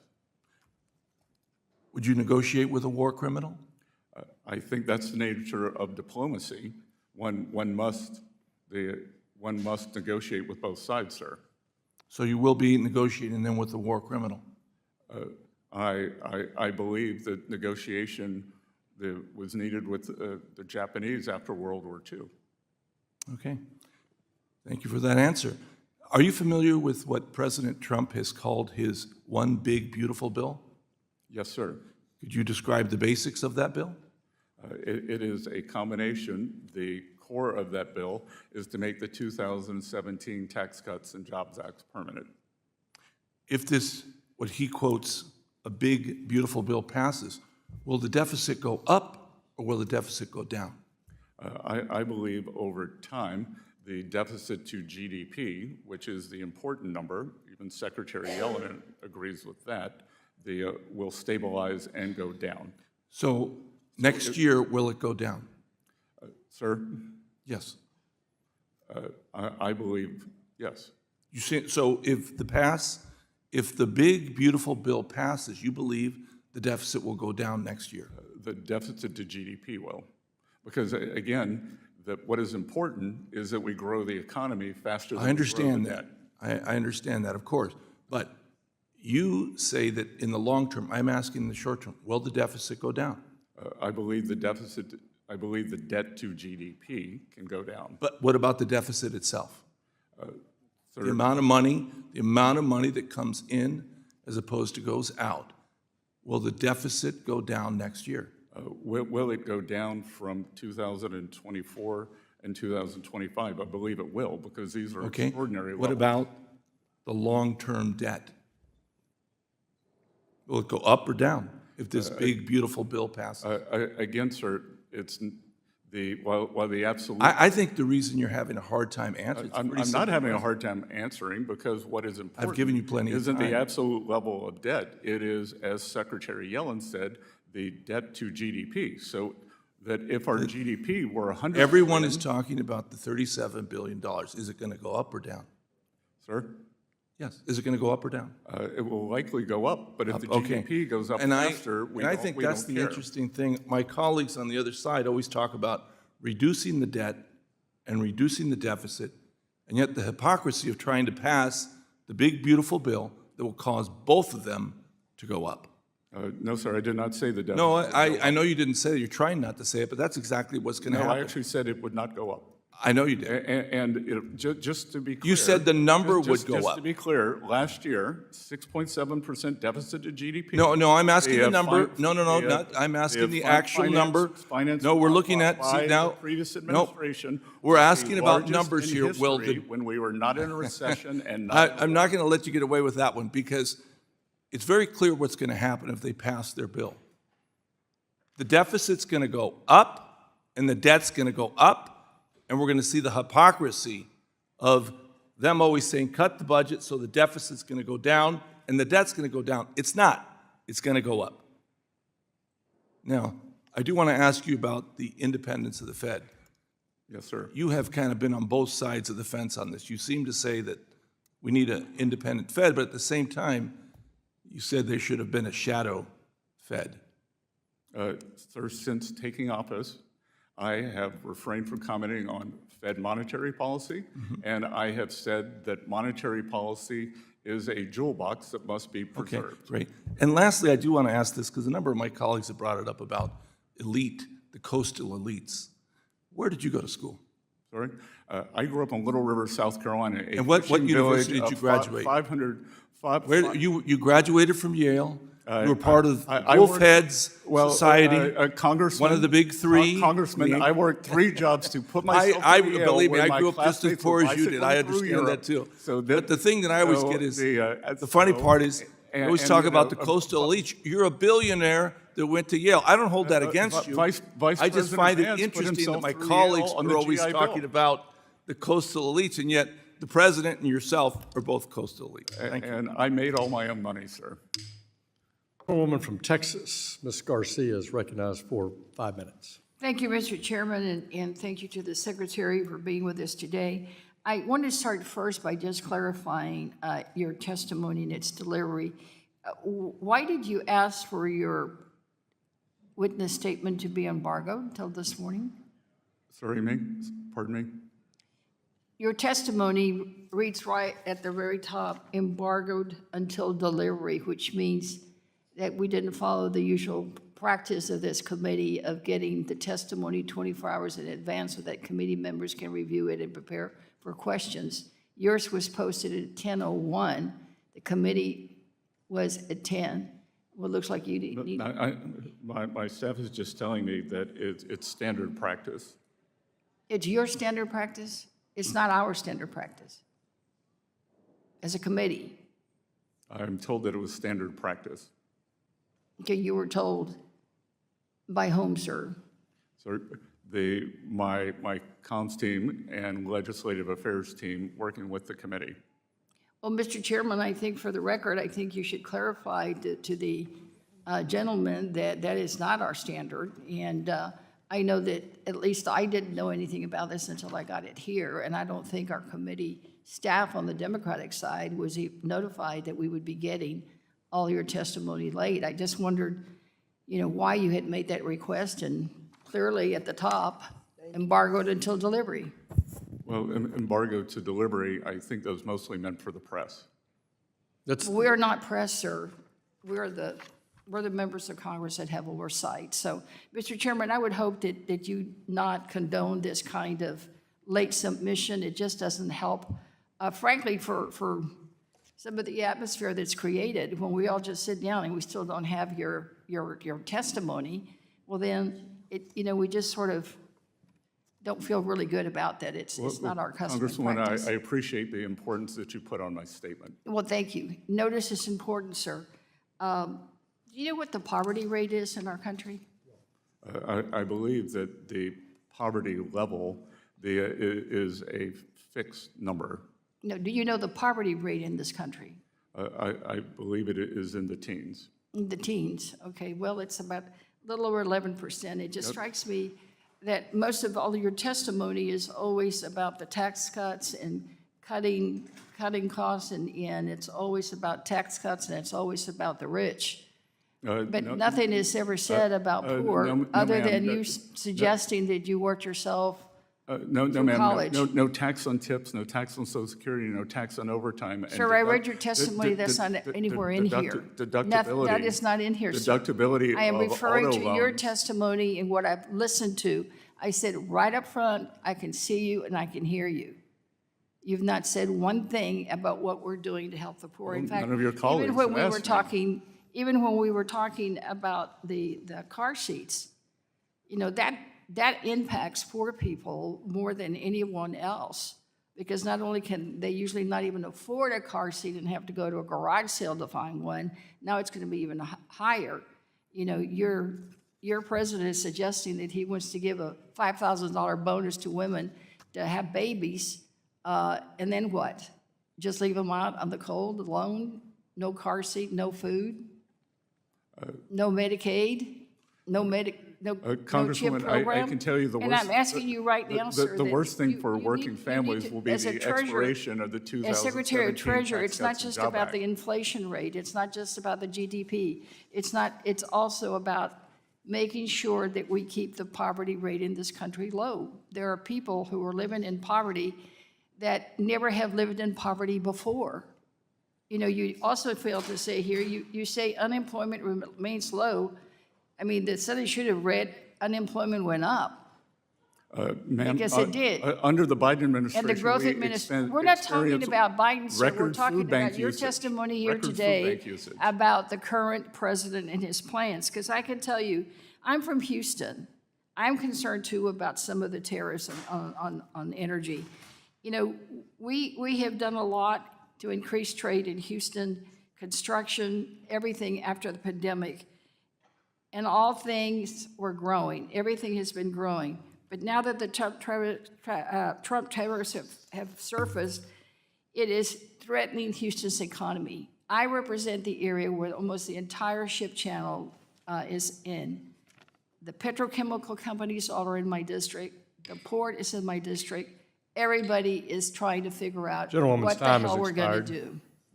do. Mr. Chairman, The ranking member. I ask unanimous consent to enter.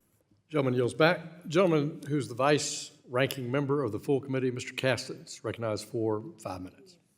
Thank you, Mr. Chair. Secretary Bessent, I'm starting my 7th year in Congress, and in those 7 years, I have never received more phone calls from my constituents on any issue than the hack into the Treasury payment system earlier this year. As you know well, this is the system that manages over $5 trillion a year of federal payments, payments to taxpayers, payers to Social Security beneficiaries, payers to embedded foreign assets who are overseas and undercover, and it has their personal information and their routing information. This is a purple district. People were nervous.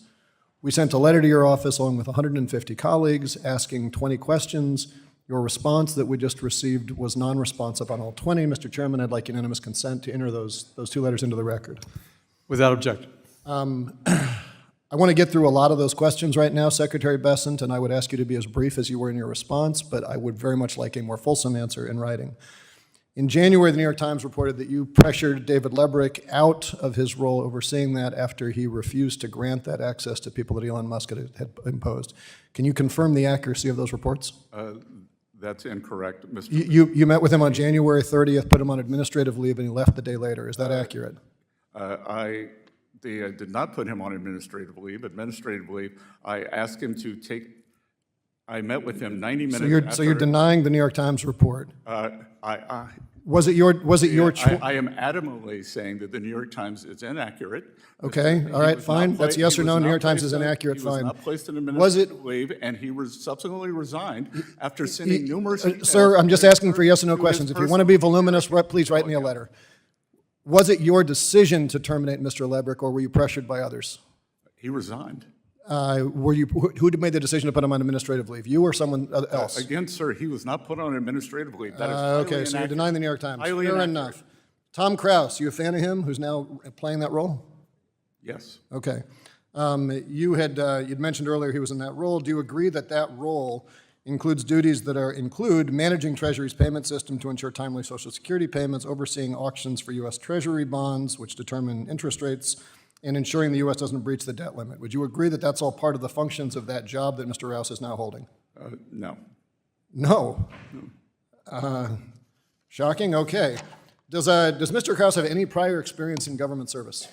He does not, neither do I. Does Mr. Krause have any prior experience in the financial sector, which of course you do? What's that? Just, you can answer them, you don't need to, I'm doing this solo, you don't need the people behind you to help you. Does Mr. Krause have any prior experience in the financial sector? He had, in the financial sector, yes, he's put together more than 100. No, did he work for a bank? Did he work for a hedge fund? Did he work for a private equity firm? He worked for a private equity firm. He's the CEO of a software company. He's done more than $100 billion of tech deals. He runs a software company. He's still the CEO of that software company, isn't he? I'm not sure. He is. Is it your view that that job that he's holding is a part-time job? I'm not Managing $5 trillion a year of distributions. That's a part-time job, or does that require full-time? No, sir. He is not managing $5 trillion a year of distribution. He is doing a tech upgrade, an ERP system. That's all that Mr. Lebrick was doing, was a tech upgrade? Sorry? Mr. Lebrick, who said, I'm not going to allow people to hack into this system. He was just doing a tech upgrade? Or you've downgraded what that job function is? Mr. Lebrick was in charge of 1.5 billion payments a year, which 1/3 did not have a task identification. Sir, come on. So he had failed. Come on, we're going to move along. The chairman, notably a moment ago, did not swear you in, so you are not under oath right now. February 4th, in your response to a Senate Democrats letter, you said that Mr. Krause will only have read-only access. A moment ago, in response to our chair, you said, and I quote, they were only granted read-only access at Treasury. You're not under oath right now. You could be, but you're not. Mr. Gioeli testified under oath in a recent hearing, saying that Mario Alez was given right access to the Treasury payment system. Do you wish to correct your remarks to the chair, the ranking member? I would say that no one was given right access. I never granted anything other than But Mario Alez was granted right access. I never granted anything other than read-only access. Mr. Alez left the Treasury Department in part after it was discovered that he said normalize Indian hate and I just want a eugenic immigration policy. Do you agree with those sentiments? I do not at all. Do you think that someone who has those sentiments should be employed in your department?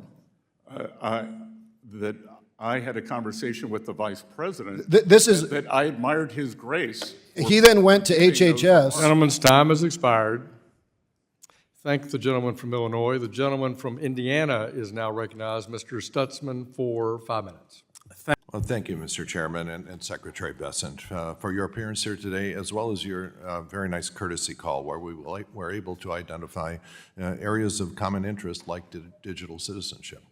I'd like to speak today about the strength of the U.S. dollar and the decline of U.S. manufacturing, which, as you know, I'm very concerned about. I started this company back when I was 19 years old that now provides over 1,500 manufacturing jobs in the Midwest. And it's not been easy. We started our company in the beginning of the Reagan inflation.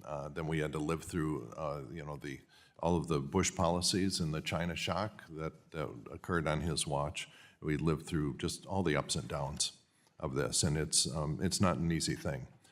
And now, in terms of the strength of the dollar, it's affected by many things. It's including central bank policies, interest rates, tariffs, and the balance of trade. But in the long run, I believe that the strength of the dollar reflects the world's confidence in the U.S. economy, in the competence of U.S. leadership, in the value of products made by American workers, and our reputation as a fair place to do business and the rule of law in America.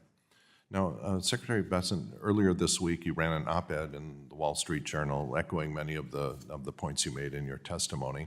And in that op-ed, you promised, inter alia, more jobs, more manufacturing, more deregulation, lower taxes, less national debt, all while maintaining a strong dollar. On the other hand, Stephen Mirren, Trump's choice for the chair of the Council of Economic Advisors, wrote a paper last year arguing for weakening the dollar through something he called the Mar-a-Lago Accords, which you've reportedly been placed in charge of negotiating. The president himself has just been all over the map on almost a daily basis on whether a strong dollar or a weak dollar will make America great again. So my question is, what is it? You know, does the administration support a strong dollar or a weak dollar? Sir, I'll work a little backwards. C. Head Myron paper was when he was in the private sector, and I think it related to a range of outcomes. Two, that I believe that the conditions for a strong dollar, they are important for international confidence. And again, when we think of strong dollar, what is a strong dollar? Is it the composite on the Bloomberg of all currencies? Is it a trade-weighted dollar? And then we can also look at bilateral relationships, because much of that could be not so much a strong dollar, but other countries manipulating and suppressing their currencies, which would hurt We US lived through that in the Bush administration and is non-reaction to what China was doing. I know all about that. But I think it's interesting to look at the historical record here. And I think, you know, I have behind me, you know, a plot of the strength of the U.S. dollar under recent presidents. And I believe your staff has a copy of a one-page handout that could be given to you if it's easier to read. And what it says is remarkable, that it says that under every president, from every Republican president, Reagan, Bush Jr., Trump 1, or now Trump 2, the dollar has weakened. Under every Democratic president, without exception, Clinton, Obama, Biden, the dollar has gone up significantly. And I don't think that's an accident. I think it's because of all the factors, including predominantly the confidence that the U.S. will maintain a well-regulated and well-governed economy and a fair place to do business. Now, and also on that handout, which I think has that actually been given, do you have the copy of the handout with the graphs on it? It's a double-sided single page. We can get you another copy if you want. It also has, you know, the argument in favor of a weak dollar, it should make manufacturing easier in the United States, make our, you know, that's one of the arguments for it. But if you look at the historical record here, if you just look at, for example, change in manufacturing employment under Democratic and Republican presidents, it's remarkable. For longer than you or I have been alive, Democratic presidents have increased manufacturing employment and Republican presidents have decreased manufacturing employment. You know, from FDR, Truman, Kennedy, Johnson, Carter, Clinton, Obama, and Biden, all increased manufacturing employment. Eisenhower, Nixon, Ford, Reagan, Bush 2, it all dropped. Okay, I don't think this is an accident, but the thing I want to ask you about is how did the Republicans manage to weaken the dollar and weaken manufacturing employment at the same time? Because it seems like that's completely crossways to the narrative that we're hearing from this administration. Well, sir, the gentleman's time has expired. The gentleman's time has expired. The secretary can answer in writing. The gentleman from Tennessee, the vice chairman on Oversight and Investigation Subcommittee, Mr. Appreciate the gentleman from New York. The gentlewoman from California, Ms. Kim, is recognized for 5 minutes. Thank you, Chairman Hill and Ranking Member Waters, for holding this hearing. Secretary Bessent, good to see you, and thank you so much for coming. Southern California, where I'm from, and the district that I represent, serves as the primary gateway to Pacific Rim, and Asian goods into the United States come through the ports of LA and Long Beach. But we are already starting to see a drop in volume as the ports of LA and Long Beach are expected to see 35% to 30% drop when compared to a year ago. Cargo volume is one of the largest economic drivers in the region, and long-term drop will not just impact families, at the grocery stores and small businesses' bottom line, but also result in truckers and dock workers losing their jobs. So, Secretary Bessent, I would like to ask, how can you ensure that our tariff policy will not unintentionally harm American small businesses and workers in the long term? Well, Congresswoman, we believe over the long term that it will drive growth in the economy. And as I've said many times, it is a mistake to look at trade in isolation. The Trump economic policy is a three-legged stool: trade, taxes, and deregulation. And we believe that the sum of the parts, that the whole is greater than the parts. And as we complete each one of those, that the U.S. will see substantial economic growth. Thank you. You know, I know that a lot of my constituents share these concerns that we raised. So I'd like to continue this discussion on this specific topic with you moving forward, because I'm concerned that these long-scale tariffs, if they continue in the long term, then American working families and small businesses will suffer under price hikes and a lack of certainty. But I want to shift gears and discuss the Financial Stability Oversight Council, FSOC. Under the previous administration, Secretary Yellen rescinded the non-bank systematically important financial institution and replaced it with a new framework for assessing the financial risk. And this new framework overlooks the importance of prioritizing an activity-based standard and a cost-benefit analysis. So Secretary Bessent, does FSOC intend to reassess the 2023 guidance so that it is more closely aligned with the thoughtful process that was created in 2019? Congresswoman, that is on our agenda. Thank you. You know, as you finalize that decision, I want to emphasize that my support for a return to an activity-based standard that more appropriately addresses the risk of non-banks. Thank you. Treasury would be happy to work with your team on that. Thank you. And finally, I'd like to urge you to continue your support for CDFI. CDFI fund programs are statutory, as you know, and it has been critical in promoting the local economy in Orange County. So do you still agree that the CDFI fund has a critical role to play in fostering economic opportunity? I think I know the answer because you stated very clearly in public statements. We believe that if CDFIs follow their statutory obligations and do not digress into more ideological boundaries, that they can be important institutions. Thank you. As you know, last week, I attended the Financial Literacy Roundtable that your team put together, and thank you so much for inviting me. I think I just missed you. But your team was very well represented, and again, I want to thank you so much because as a co-chair of the Financial Literacy and Wealth Creation Caucus, events like that, bringing the stakeholders together and having a meaningful dialogue and conversation, I think is critically important, and we need to continue that. So can you talk about how you can continue to advance financial literacy initiatives now that we are past the Financial Literacy Month? I mean, I was able to take the leadership and pass the bill that proclaims month of April as the Financial Literacy Month, and I hope that we can continue to work in this space together. As you should know, that it is a strong core belief of mine that financial literacy is the only path to economic independence and well-being.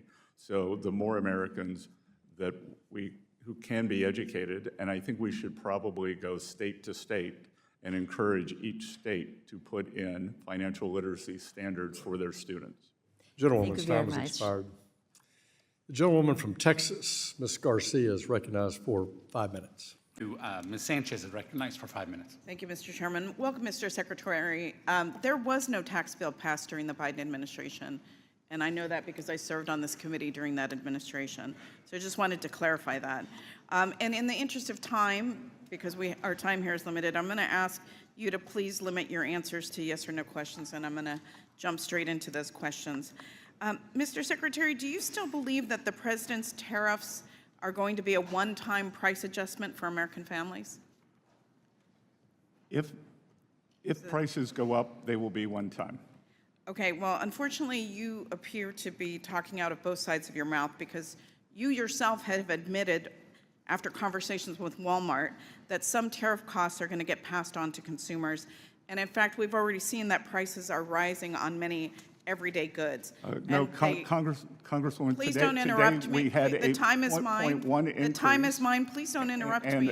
I will ask you questions and I will grant you an opportunity to answer them, but please don't interrupt me during my time. With pleasure. Okay, I know I'm a woman, but please try to limit yourself to answering my questions.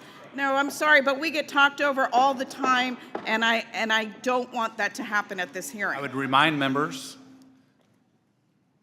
the Gentlelady is recognized. Please proceed. Thank you. The time is mine. Clothing is going up 20%. Shoe prices and canned goods like chicken noodle soup and canned fruit and microwave meals have gone up 15%. Toys are getting more expensive. Walmart just raised the prices of dinosaur action figures by 38% and baby-born dolls by 43%. Household goods like drills, toolkits, vacuums have also gone up. Stanley Black & Decker recently announced higher prices for all of their products, and these are just some of the products that are affected. On average, Trump's tariffs are estimated to cost households $3,000 more for the same goods than they would have last year. And that's money that could be going to... That's incorrect, and That is I'm not not sure incorrect. who's estimating. The best estimates are And the best that estimate is- consumers will pay $3,000 more for the same goods And that estimate is from that whom? they did last year. That estimate's from whom, I will get Congresswoman? you the estimates. Right, because But the that's C- money the that, C- the but that's money that CBO could be going estimates to a paying 0.4% goods, increase. or paying rent and groceries. And it's clear that Trump's trade wars are hurting American families, yet all we have to show for the economic pain are news reports of these flimsy trade deals. And I understand, Mr. Secretary, that you are co-leading the China trade negotiations. Do you think that China is a reliable trading partner? I think we will see. Well, pardon me for being skeptical of this administration's ability to get anything meaningful out of trade negotiations with China, because this administration is too swamped with trying to negotiate with 90 countries around the world. And to me, a poorly negotiated trade deal with China is probably not worth the paper that it's written on, because this is China's China's track record. These are facts. In the Trump administration's Phase 1 trade deal, China promised to increase purchases of U.S. goods and services by $200 billion over 2 years. Countless reports, and you yourself, have noted that China has failed to meet these purchase commitments. Those were purchase commitments that were negotiated by Trump in his first administration. They met their agreements under President Trump in 2020, and President Biden did not enforce them, and the Chinese delegation told me that they did not believe they needed to adhere to them. I'm reclaiming my time. That's incorrect. China has also not made the structural reforms that they promised Trump that they would.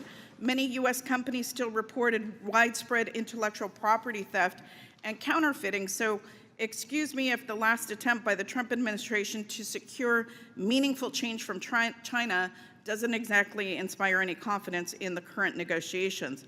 And, you know, quite frankly, negotiating trade agreements with China requires more time and effort than this administration has given so far.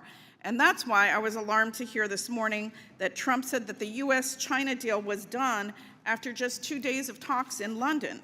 Mr. Secretary, the press release on this so-called deal looks more like a framework. Congress, who has the constitutional authority over trade, needs the details of this supposed deal. So I'm asking if you will provide this committee with the actual details of this deal, because there has been, unlike what was said earlier, there has been no consultation with our side of the aisle, at least, on the China negotiation. Will you commit to giving us the specifics of that deal, the details? The Congresswoman, I flew back at 4 a.m. this morning to be here this morning, and we are... It's a simple yes or no question. No, it is not a simple yes or no question. We are in the midst of constructing it, and back to your question, China has proven an unreliable partner in strategic... Will you commit to consulting with us on trade deal with China? Gentlewoman's time has expired. I would ask the witness be allowed to answer that last Gentlewoman's question. time has expired. I It's now a yes or no recognize- question. It's very simple. Representative, I raised many of your concerns to the Chinese delegation, and it will be a longer process. The trade deal today, or last night, was for a specific goal, and it will be a much longer process. And I will note that the previous administration did nothing. But excuse me, the Mr. question Arrington was is whether now or not you recognized. would The consult gentlewoman's with time has members of expired. Congress. Mr. Arrington's time. It's my time is now. now Mr. Arrington's time, 5 minutes. Thank you, Mr. Doggett. Thank you. If beauty is in the eye of the beholder, certainly I can understand, Mr. Secretary, why you and the members of the Trump cabinet are so enthusiastic about this beautiful bill. It gives so much to those at the top And of course, Trump appointees are not just in the top 1%, but the top 1,000th of 1%. I applaud your personal success, but isn't it true that for you and for a number of cabinet members and other Trump appointees, simply not having your taxes restored to the level that existed when President Bush and President Obama were in office at 39.6% will provide you very substantial personal benefit? Yes or no? That is not a yes or no question, sir. All right, if you can't answer it. As many people Thank have you, reclaiming my time. If you can't answer. Have different tax reclaiming my arrangements. time, please, sir. And it is shown. Mr. Chairman, I don't want my time taken if the witness will not yield. I would recommend, Mr. Doggett, that if you asked a question, at least allow them to answer. You can recommend it, but you're taking my time from your him time is answering the moving, questions. so Continue. use it. Let me say, I understand you can't answer that with a yes or no. I'm concerned about the weaponization of the Internal Revenue Tax Code by the President and your role in it. Section 7217 of the Internal Revenue Code makes it unlawful for the President and his partners like you requesting IRS to conduct or terminate an audit or other investigation of a particular taxpayer. Section 6103, as you're familiar, protects taxpayer privacy. Yet in violation of both, the President began threatening Harvard in April, and on May 2nd, he declared, we're going to be taking away Harvard's tax-exempt status. It's what they deserve. And you've been part of the we when you said on May 23rd that you publicly declared that you were moving forward on this, that there were a substantial number of rules that Harvard may have violated. Can you tell me, yes or no, whether you can pledge to avoid any interference in IRS audits or investigations of particular taxpayers? And if you can't answer that yes or no, just say so, and then I'll move on to the next question. Sir, that is without question that I will follow the law. All right, sir. Can you tell us whether, yes or no, you can report back to this committee in 30 days after investigating to assure us that there have not been any requests by the President, any political appointee, or any family member of the President to direct or influence the audit or termination of an audit or investigation of any taxpayer or entity? Well, Congressman, as you said, this is all private matters, so it would be out of line for me to report back on any All of I this. ask- But I can assure you that I will follow the law and all proper procedures. Thank you. I'm just asking you whether you can report back in 30 days whether there has been any attempt, I'm not asking for the specifics of who was involved, by the President or any of the other people I mentioned, to influence or direct any audit or investigation of a taxpayer. Can you do that, sir? Well, Just answer. I can report right here. I am not in the habit of repeating private conversations, but the President and I have never had a conversation on Harvard's tax status. So you- I will report that right here. We don't need 30 days. I'm not asking just about Harvard. We If don't they can need pick 30 on days. Harvard, they can pick on anyone. And I'm just asking for a simple report on whether there have been any efforts of that, whether from the President or one of his associates. And it would seem to me that would be easy to do. But let me move also to the question of privacy as it relates to data sharing. Do you agree that there is no authorization for the IRS to share tax data broadly with DOGE or federal agencies for the general purpose of data consolidation? Section 6103 protects taxpayers' Precisely. taxpayers' information.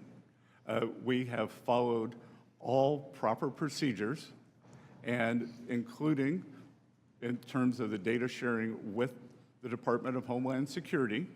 We are allowed to share taxpayers' information for those taxpayers who are believed to be criminals or have committed a crime. I'm asking you about DOGE and its apparent effort to have an omnibus information sharing agreement with agencies. Do you agree that you cannot share taxpayer data without statutory authorization from this Congress, and you don't have any for that purpose?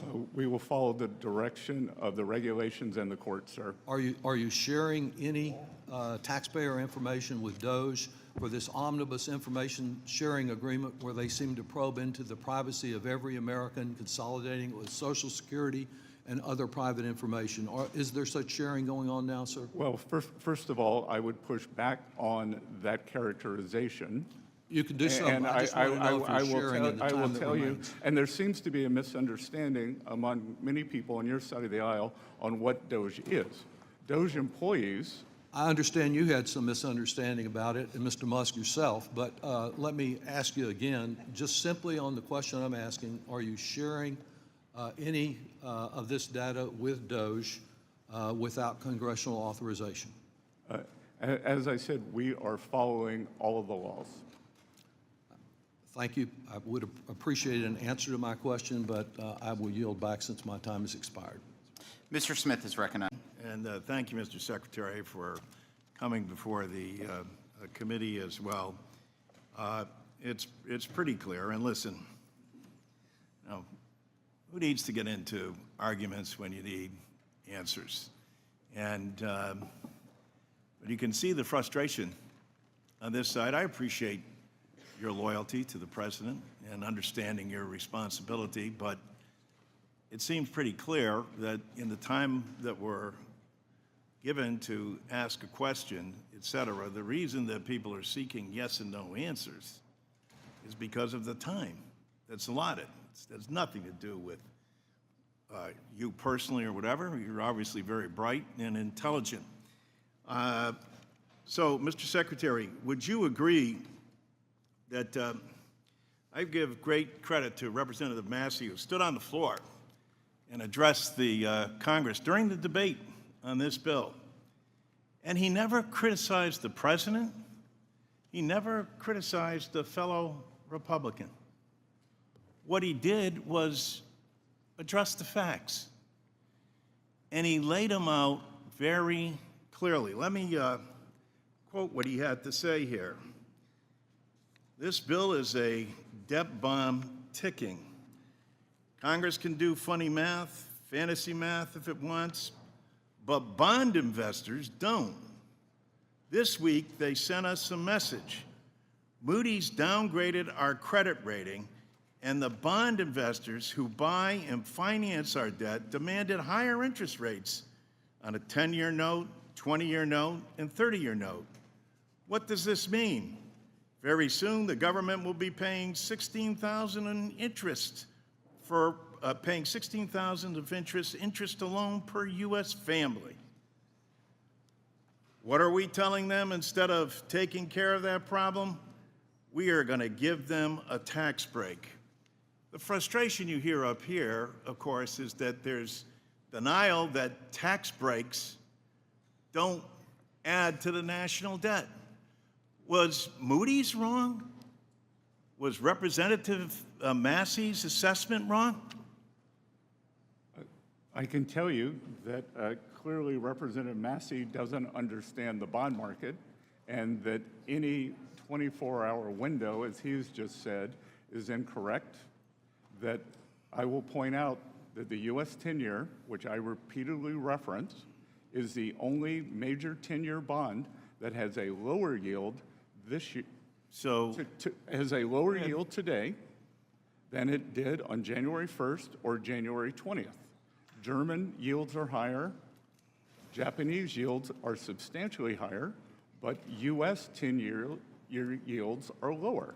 So I'm not sure what's on Representative Massey's mind. So Massey is wrong, and Moody's was wrong too? Moody's, even the Democrats say that. What do you mean, even the Democrats? The last time that the U.S. I don't know. What do you have to do with Moody's? You know, in 2011, when the U.S. was downgraded, Larry Summers, then NEC head, called Moody's a lagging indicator. Is Moody's wrong or right? Yes or no? Moody's is a lagging indicator, Okay, and so anyone who you can understand the frustration, and I using appreciate your Moody's. intelligence and ability to talk over. But when we're addressing the American people and we're in a hearing like this, someone as bright and as capable as you are could explain to the American people and still remain loyal to the president, loyal to our colleagues on this dais who supported the bill. There is a strong difference of opinion. And that's what is being expressed here, opinion. There's no focus or dedication on the actual facts. We'll find that out, and people on this aisle are saying, well, don't worry, there's going to be no impact on kids not getting food, 16 million people being kicked off of their health insurance. That's some mirage. That's some fictitious notion that Democrats have made up. And this national debt stuff, well, whether it's Moody's, whoever it is who has come out, whether it's the Wharton School, they're all wrong or misguided or uninformed, as Secretary Massey was. I yield back. Mr. Thank you, Chairman Smith, and to the ranking member. Mr. Secretary, good afternoon. Does taking health care away from 16 million Americans lower prices for working families, yes or no? I'm not sure what that question means. The bill, the big, beautiful bill that was passed by this committee and the majority of the Republicans in the House would eliminate health care for 16 million Americans. I'm asking, does that lower the cost for working families? Yes or no? Again, which cost? Oil, fuel cost, food cost? Household cost. Sorry? The cost that households have to cover every month. Middle class working people. Again, I disagree with the characterization. So the of answer is that. no, the bill doesn't deal with that. Well, Can you that's your name answer. one rural community whose hospital will be strengthened by this one big, beautiful bill? Just one, yes or no? Again, I'm not HHS, but I will be happy to get to you on that. I would appreciate that answer. 16 million people stand to lose health care. That's thousands of hospitals that will be affected. We're talking about jobs and families that will be impacted. Worse, we're dealing with these tariffs, which are taxes that Americans pay, which are raising the cost on medical equipment, putting further strain on rural hospitals in my district, but yet the billionaires under this plan will still get their tax break. Mr. Secretary, under the bill, who gets the most benefits? A billionaire with a complex tax return or a working parent with one W-2? Under President Trump's first term, a greater... Not the first term. Well, I'm asking under this bill. Including this bill, in terms of percent, as opposed to absolute numbers, in terms of percent, working families will have a greater... Well, in fact, increase. Mr. Secretary, every credible outside estimator says that the wealthiest win under this proposal and working people and the poor lose. They pay more. Working people pay more. That's the story of this big, beautiful bill. Help the ultra-rich and leave everyone else paying the price. Are you yourself a beneficiary of any provision in this bill? Will you personally receive a tax cut under the provisions of under this bill? Two things, Congressman. Yes or no? It's we had a referendum on November 5th, and Mr. working Secretary, Americans yes or voted no? for President Reclaiming Trump. my time. And Reclaiming my time, Mr. Chairman. Two, Mr. Chairman, I'm reclaiming my time. And two... So, Mr. Secretary, it's I- my time, Mr. Secretary. I'm Well, asking you a yes or no and question. I'm trying to answer you, and... It's a yes or no question. Saying it louder does not elicit an answer. Well, not answering the question at all proves that you're evasive.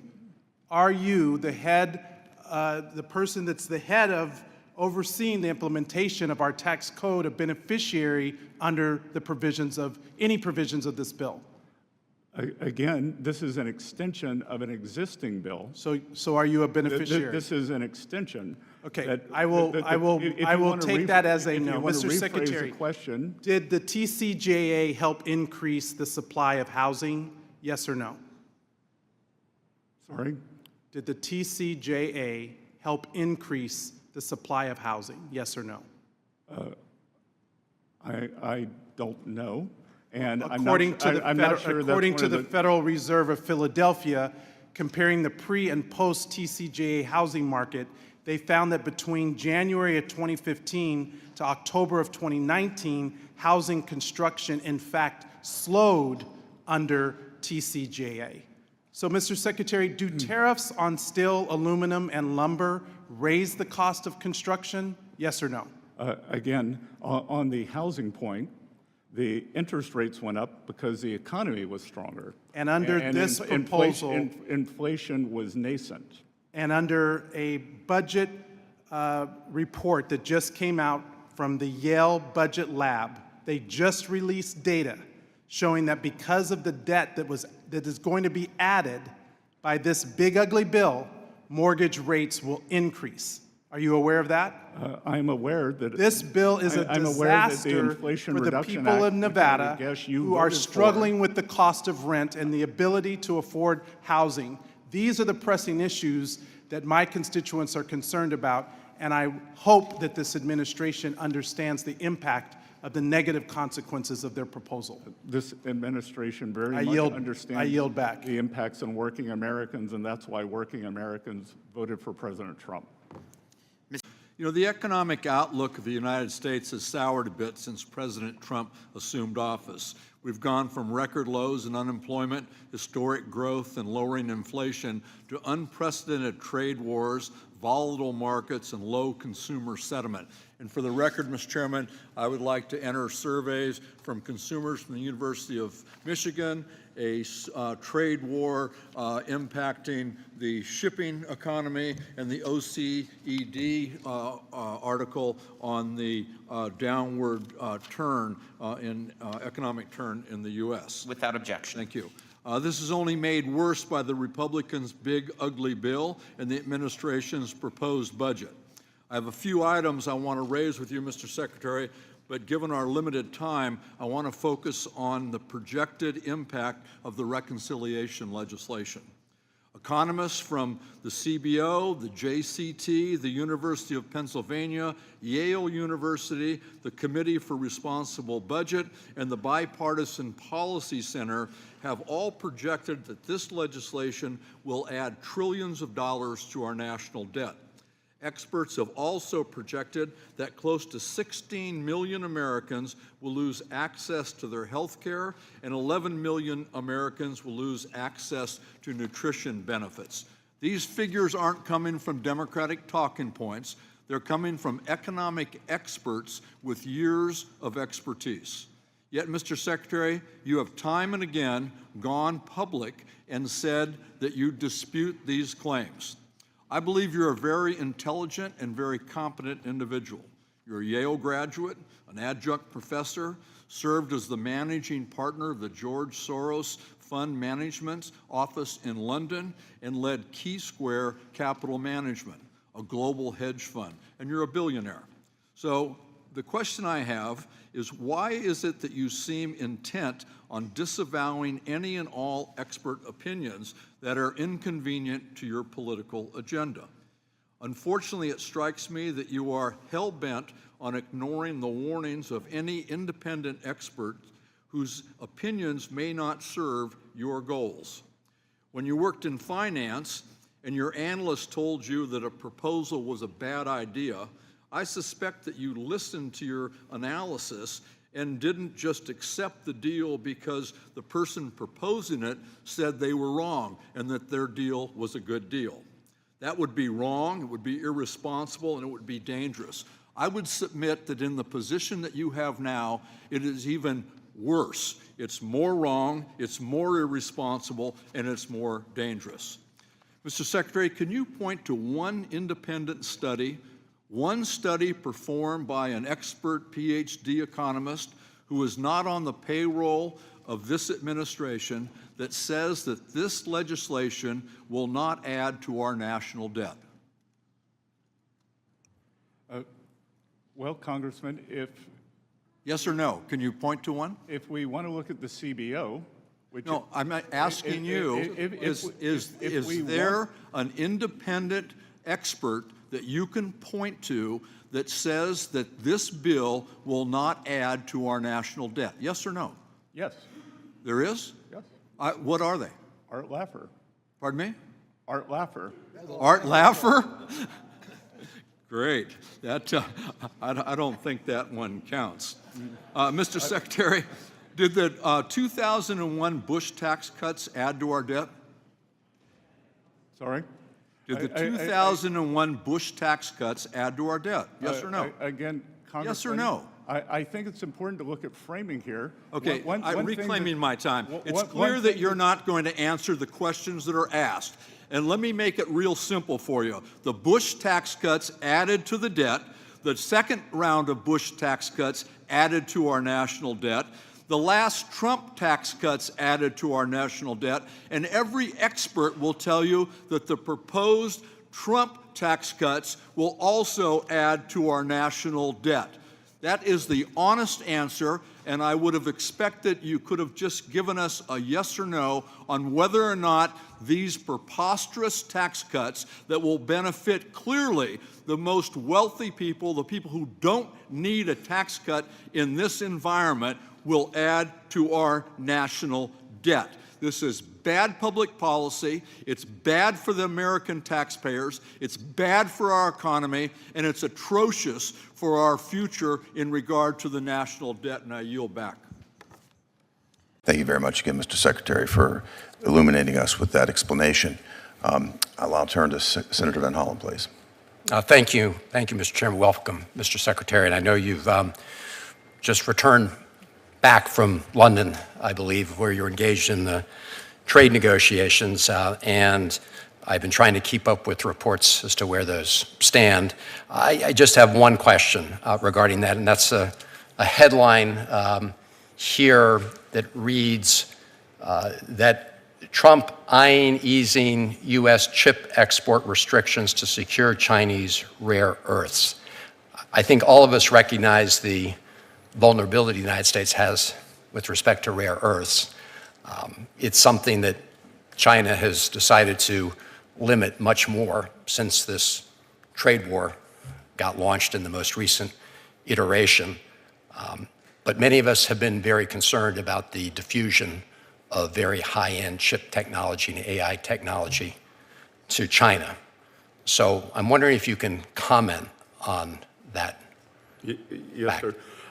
To the Senator Van Hollen, to the extent that article makes it seem as though there is some quid pro quo, there is not. We have done an extensive analysis within Treasury, Commerce, and all the technology, the White House Office of Science and Technology, on any technology transfer, and we have been very judicious in that. So there is no quid pro quo in terms of chips for rare earths. Okay, I'm listening carefully, and I understand you're saying there's no quid pro quo. I take it to mean from that there's, you're not saying that we won't increase the access to China of our highest end chip technology. I'm not saying you're saying we are, I'm just asking you haven't ruled that out. Is that, am I interpreting you right? What I'm saying, there's no intent, you're referring to NVIDIA chips mostly? I'm referring to NVIDIA chips and the other high-end chips and the manufacturing equipment to produce those chips. Yes, but in fact, we have done just the opposite. We put export controls on the NVIDIA H20, which I would regard as a very upper-end chip, but not the highest-end chip. So if anything, we have set a... No, I appreciate the measures some have taken. I would argue building, in some cases, on the Biden administration, but this is why this caught my eye. I just returned from the Senate floor where I have been raising very deep concerns about the deal that was done with the UAE, where on the day before the president left on his trip, rolled back the safeguards that had been put in place by the previous administration, which with, I should add, strong bipartisan support, including the bipartisan joint committee in the House looking into China. So this is an area I think many of us are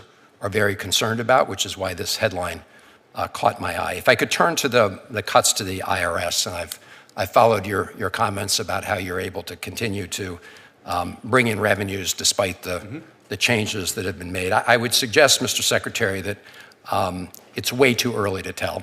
First of all, as you know, a lot of people were fired as probationary employees only to have to be brought back on an emergency basis for tax filing season. So I think it's important we understand that. And the idea that people can really turn around a ship and, implement all these new technology and AI changes to expedite IRS collections, especially from very wealthy people, is something many of us have been pushing for many years. But the notion that this has happened in a very short time, I think, defies logic. So are you predicting that the changes that you've made this year will not result in the IRS collecting less revenue, especially from higher-end individuals than would be predicted this year? Obviously, if the economy continues to grow, revenues grow. But I'm saying, I'm sure you've seen the CBO projections. The CBO says when you make these cuts, you will bring in less revenue from very wealthy people than you otherwise would. Do you agree with that analysis? I don't, because I could tell you a couple of things. In discussing with my personal tax advisors, that they say that anyone you could bring in with 2 to 3 years of training is virtually worthless. I would say it is like putting me on a basketball court with Steph Curry. We have, from a whistleblower in Atlanta, and this was before I arrived, under Secretary Yellen, there was a problem with the rapid pace of hiring to the quality of individuals hired. If there were two criteria, two high criteria, many only satisfied one, and then there were a few examples of people who were not qualified at all. I appreciate that. I would just emphasize again, it'd be helpful if your team could get back to me and members of the committee as to what specific assumptions, premises, and conclusions in the CBO report you disagree with. Can you provide us with that? Yes, sir. Because I'd like to, the CBO is like our umpire here. They really don't wear a party hat. They call it as they see it. And in this case, we're seeing very different projections that have very meaningful consequences for our deficit. So I'd appreciate that. Yep, and what I would point out, in our technology innovation, the IRS Technology Stack update began in 1990. I believe $50 billion has been spent. We were due to spend $3.5 billion this year. We have cut that back because so much of it is wasted, or it's just patches on existing systems. And also, as I've said repeatedly, I have 3 goals: collections, privacy, and customer service. And I believe we can enhance all of those, as you clearly are well-versed in AI. And I think that we are at the dawn of being able to greatly increase individual and experienced auditor productivity via AI. So for the upper-end tax collector auditors that you brought up, that is what would be considered a plum job. It is something that takes many years of experience. So our goal is to actually be able to enhance their productivity and collections ability with AI. Thank you. I look forward to getting the analysis that looks at what the CBO has done and where you disagree. Thank you, Mr. Secretary. Thank you, Ms. Malliotakis. Thank you, Mr. Chairman. Thank you, Mr. Secretary, for being here. Under the previous Biden administration, we had 0 trade deals. And in just 5 months, we're seeing more cooperation from Mexico and Canada as it relates to the border and fentanyl. UK, you have a trade deal there. China, we have a framework. Congratulations on the success in last night's meeting. India, Japan, they are now at the table, as are dozens of other countries. And I think it's really important as we approach that July 9th date there for lifting the hold or the pause on the tariffs, that we take into account that we do have these partners who are working with us in good faith. And I hope and I urge the administration to not, reinstate the tariffs for the nations that are at the table, that are working with us to reduce the tariffs, the trade deficits, and increase our market access for our products. And I would just like to get your opinion on that, if you agree that we should have a more targeted approach. Let's focus on the most egregious offenders who are not as willing to work with us to rectify that. Well, we are focusing on the most egregious, and there, as I've said, there are 18 important trading partners. Most of them account for north of 90% of the trade deficit. So our largest trading partners are, many of them, the biggest problem. Many of them have, as I've said, have come with good offers and are working in good faith. It will be up to President Trump, but it is my belief that if someone is negotiating in good faith, that an extension will be possible. That's great news. And in conversations with USTR Ambassador Greer, it's my belief that with smaller countries where we have lower levels of trade, we may be able to do a one-size-fits-all regional deal. So that would cover a great deal of ground on It's great, and dozens of countries. I wish you a lot of success there, and I appreciate that. And if I also want to keep in mind that if we want to build in America, as the President, as you, as I, and this committee wants to do, we need to make sure that we have access to parts and supplies from abroad. So let's keep that in mind as well as we're moving forward with the tariff discussions. I'm concerned about tariffs on pharmaceuticals. In particular, it's an access issue, it's an affordability issue, it's a national security issue. As you know, right now we're relying heavily on foreign countries, particularly communist China. But domestic pharmaceutical production requires long-term investment, and to establish a secure and self-reliant supply chain here at home, it's something that you can't just flip the switch on. It does take time.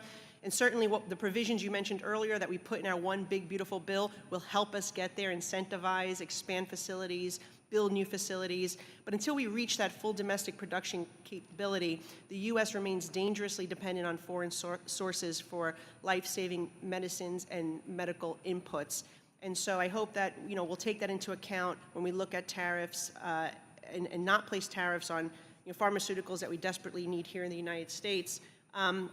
I, alongside with my colleague, Congressman Schneider, we introduced bipartisan legislation, H.R. 2213, the Medical Supply Chain Resiliency Act. And we learned from COVID that we must, obviously, that our supply chain is too fragile, and we need to do what we can to make it more accessible, these pharmaceuticals. My legislation would address this by enhancing the President's ability to negotiate trade agreements with trusted trade partners to reduce or eliminate tariffs, quotas, and other barriers that create a disincentive to manufacturing here in the United States. It would ensure that critical medical goods and supplies and services are delivered safely, quickly, efficiently to patients here at home. And I hope that you will take a look at this bill. It has some good bipartisan support, good industry support, and it really does complement what we did in the one big beautiful bill to incentivize and give the President that flexibility to negotiate with those trading partners. Yeah, Congresswoman, I could not agree with you more. The only good outcome from COVID was it showed us our strategic deficiencies in areas like semiconductors and especially pharma. As you mentioned, a large part of our pharma does come from the PRC. That actually gives them negotiating leverage. I think it would be a tragic mistake if they were ever to flip off that switch, but it's always there. They could. They flipped off other switches. India, who is a more reliable, durable partner, is also a large supplier, but we do need to bring that home. Well, great. I look forward to working with you on that, and an endorsement from you of my legislation would be very welcome. Good. Thank you for your leadership on that. Thank you very much. Mr. Horsford. Thank you, Mr. Chairman. Mr. Secretary, you come to this historic committee with both the honor and the responsibility to uphold the proud legacy of your predecessors, starting with Alexander Hamilton. As Mr. Neal earlier noted, it's a fair expectation that when you come here, you don't, quote, fudge the numbers. Mr. Secretary, I'm disappointed that so much of what you have said today has stretched the truth, ignored the facts, and avoided directly answering our questions. But that really shouldn't surprise anyone, As in your relatively short tenure as Secretary, you've established quite a record of dissembling, deflecting, and too many times just simply highlighting. I'm going to highlight just a few. On June 1st, on Face the Nation, you said, thus far there have been no price increases because of the Trump tariffs. Simply not true. In fact, many companies have expressly stated that they've been forced to raise prices, and others expect to do so. Public companies have noticed this in their, as required by law, reports to their investors. I ask unanimous consent to submit to the record an article published by CNBC titled, "Here are the retailers raising prices as Trump tariffs take hold." Without objection. Costco has said, Congressman, I would this is point my out time, that Mr. Secretary, inflation this is my today time. was Costco has said it's 0.1%. increased prices because of tariffs for bananas, for pineapples, for flowers. Best Buy has raised prices, and those changes took effect in May. Shark Ninja has raised prices for coffee machines. Newell Brands, Graco has said it has raised prices on baby gear by 20%. I ask unanimous consent to submit the entire May issue of Musical Merchandise Review, the cover titled, "How Tariffs Are Already Impacting and Will Continue to Threaten the Music Industry," just as an example. I also had a constituent visiting this morning who manufactures here in the United States with U.S. employees using U.S.-produced aluminum, selling to U.S. consumers. He shared with me that the price of aluminum, what's known as the Midwest Premium, rose 30 cents a pound after President doubled the tariffs on aluminum. Reuters reported on June 9th that the Midwest Premium hit a record 62.5 cents per pound, and that since Mr. Trump was elected, the price has risen nearly 190%. Another example, on May 18th, you said gasoline prices have collapsed under President Trump. According to AAA, when President Trump took office in January, the average price per gallon was $3.23. Prices have gone up and down, but last month, the Bureau of Transportation Statistics said that prices were actually higher. This week, AAA has the average current price at $3.12. None of this reflects a collapse in prices. And on March 7th, you said, "There's nothing I'm going to do to hurt collections at the IRS." Yet immediately after the end of this year's tax season, an internal IRS memo indicated you intend to cut 40% of the IRS workforce. You stated that the systems at IRS are grossly outdated. Your predecessor, Charles Rettig, sat in that chair. He was appointed by President Trump, and he testified that we have a potentially $1 trillion annual tax gap.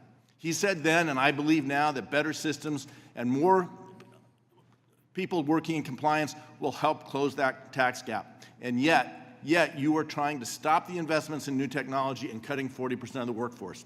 Mr. Secretary, I frankly wonder if we and the American people should believe anything you say. But let me shift topics. Is there a question, Mr. Secretary, I am sure you saw the World Bank's forecast released yesterday that economic growth in the United States this year will drop by half as a result of the president's tariff policies.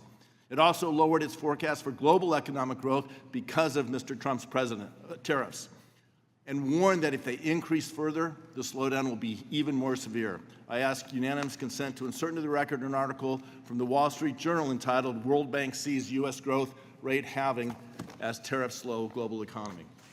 Without objection, if so ordered. So let me now turn to investment in the U.S. Mr. Secretary, the U.S. is the world's first choice for foreign direct investment, or FDI. Yes or no, is it good that foreign companies and foreign investors want to invest in the U.S.? Always. FDI has grown every year since at least 2018. Mr. Secretary, is it good or bad to see that FDI grow in the U.S. economy? Good. More than 8 million American workers work for companies with foreign ownership. Mr. Secretary, isn't part of what President Trump and you are trying to do is provide incentives for foreign companies to bring jobs back to the U.S.? We're providing all companies bring jobs back to the U.S. Great. So now let's discuss Section 899, which my Republican colleagues passed in this House. It's a new set of taxes applying punitive taxes on investors, on individuals, and on companies that are domiciled in countries that levy unfair foreign taxes. They include many of our allies, members of the European Union, the UK, Australia, Canada, and others. Major investors and employers agree that if this revenge tax is implemented, employers will pull back on investment in their operations in the U.S. Indeed, the Joint Committee on Taxation's revenue estimate confirms this. Later in the budget window, the provision begins to lose revenue.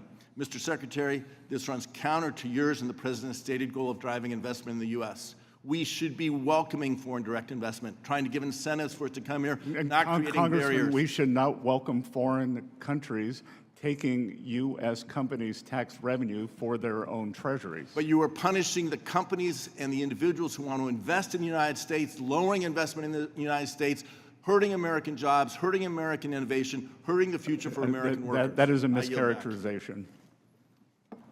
Gentleman. Thank you, Mr. Chairman. So I want to ask about the Republican big, beautiful bill, which will knock about 16 million people off their health care coverage and cut programs that keep groceries cheaper for millions of families in order to try to pay for about $4 trillion in tax giveaways that are mostly going to be sucked up by millionaires, billionaires, and wealthy corporations. So, Mr. Bessent, Secretary Bessent, I'd like to start with a very simple question. Will this bill increase or decrease the deficit? They're varying scoring on that, Senator Warren. You're the Secretary of the Treasury, so I'm asking you, what is your view? Will this bill increase or decrease the deficit? It is my view that over the 10-year window, it will decrease. You know, do you have anybody who agrees with you on this? Yes, ma'am. Yes, ma'am. Let me ask my question. Okay. Every credible independent expert agrees that Trump and the Republicans' big, beautiful bill would add trillions of dollars to the national debt and would not even come close to paying for itself. The nonpartisan Congressional Budget Office, the Penn-Wharton budget model, and the Yale Budget Lab all agree on this, and they're looking at 10-year windows, thank you. So do the Conservative Tax Foundation and Committee for a Responsible Federal Budget, conservative groups. Even Elon Musk and the Wall Street Journal are criticizing the bill for ballooning the national debt. The only people who are saying publicly that it's not going to add to the national debt are you, Donald Trump, the Republicans in Congress. Do you have an independent group that has put forward numbers that disagrees with all of these conservative groups and disagrees with the Wall Street Journal on this? Well, Senator, interesting to see you aligned with Elon Musk, but if I add... You're no more shocked than I am.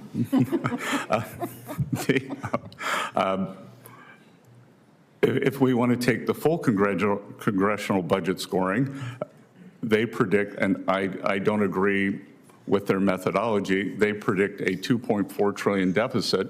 But okay, so the answer to the question is yes. No, but may I finish? They include that, but they've also scored $2.8 trillion in tariff income.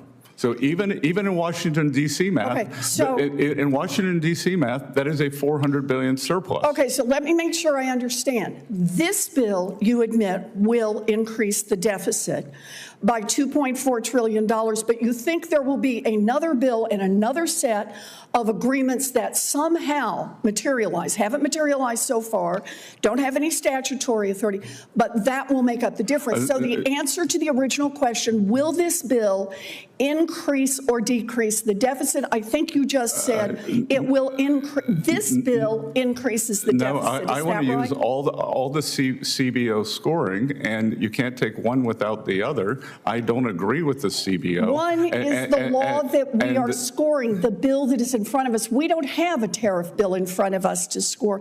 Mr. Secretary, let me go on to the second question. You have said that government spending is, quote, out of control.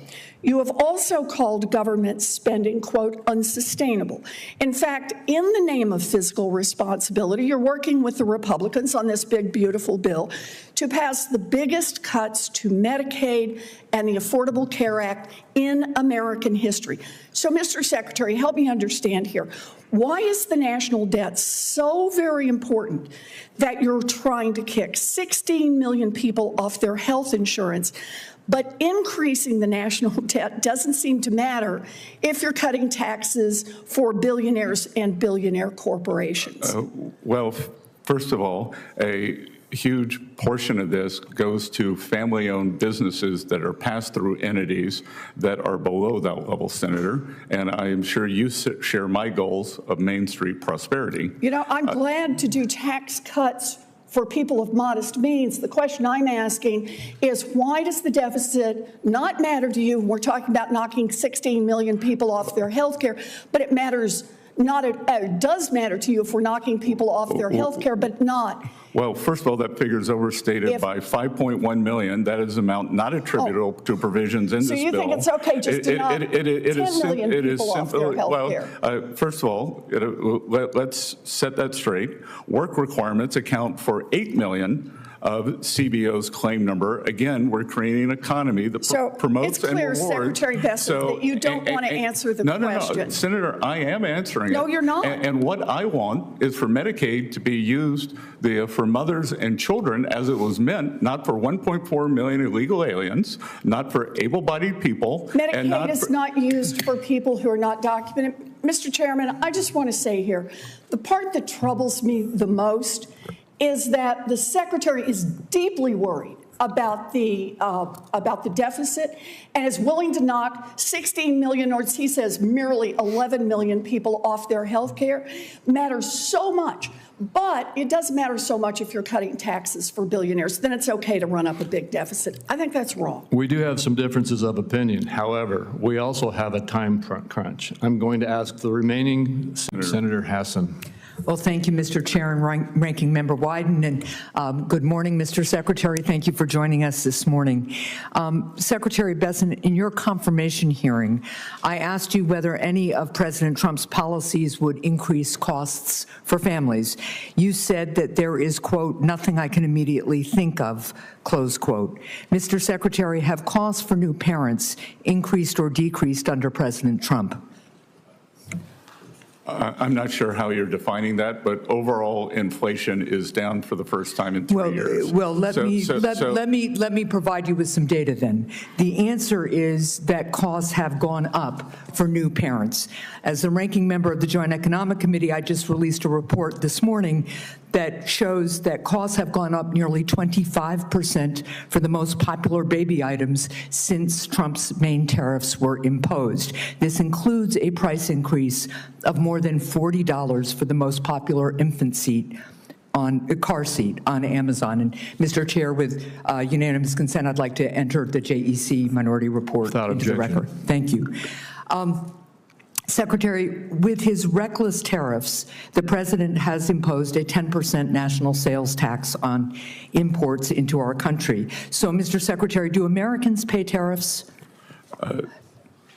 Senator, thus far, we have seen no price increases due to tariffs. Well, what I just asked you was whether Americans pay the tariffs.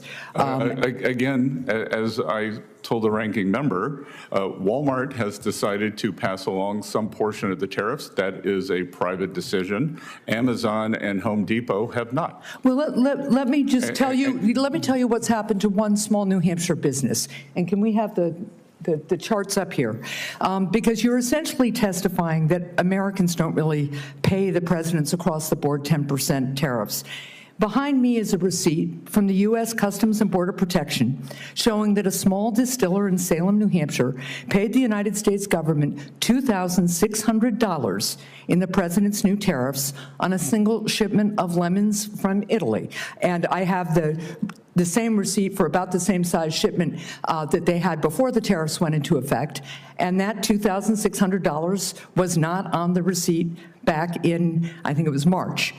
So, since you testified that Americans don't pay the president's tariffs, will the Treasury reimburse this New Hampshire small business for these tariffs that they paid to the United States government? Again, Senator, a luxury product from Italy, I think we have to look in the aggregate, and the aggregate is showing us that thus far, contrary to many wishes, that there has been no inflation from tariffs. So first of all, this is a small distiller in Salem, New Hampshire that employs people.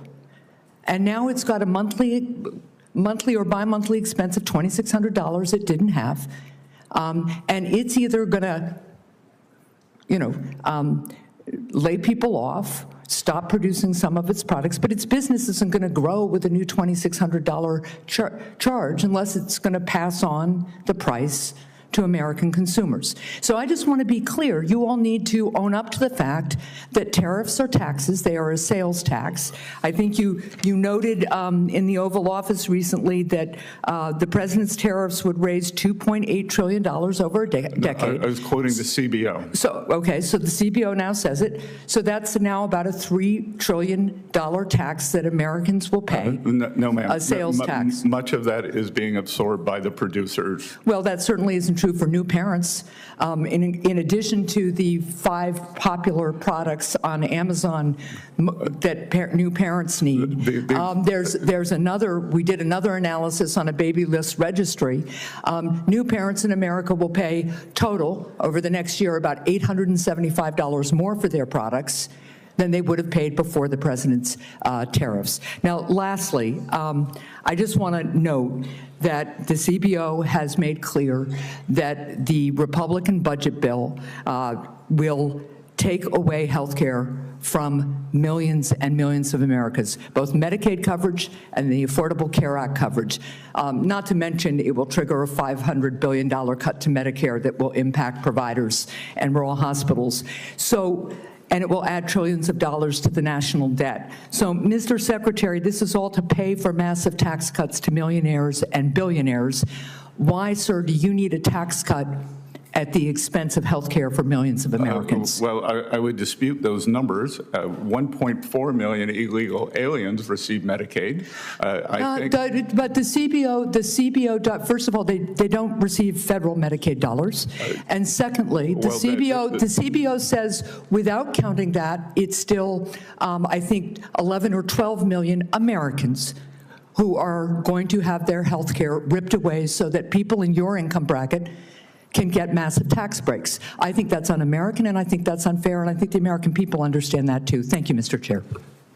Their health care, and their health care costs are going to go up as well. Well, we'll argue on that one. Senator Sanders. Thanks, Mr. Chairman. Thanks, Mr. Bessent, for being here. Help me out here. My understanding is the Trump administration has, I think, 13 billionaires in office right now, leading government agencies. Is that about right, do you think? I have no idea, Senator. I think that's what the number is. Do you think it's a coincidence, given the large number of billionaires in the Trump administration, that this particular piece of legislation would provide $235 billion in tax breaks to the top 0.2% by expanding the exemptions in the estate tax?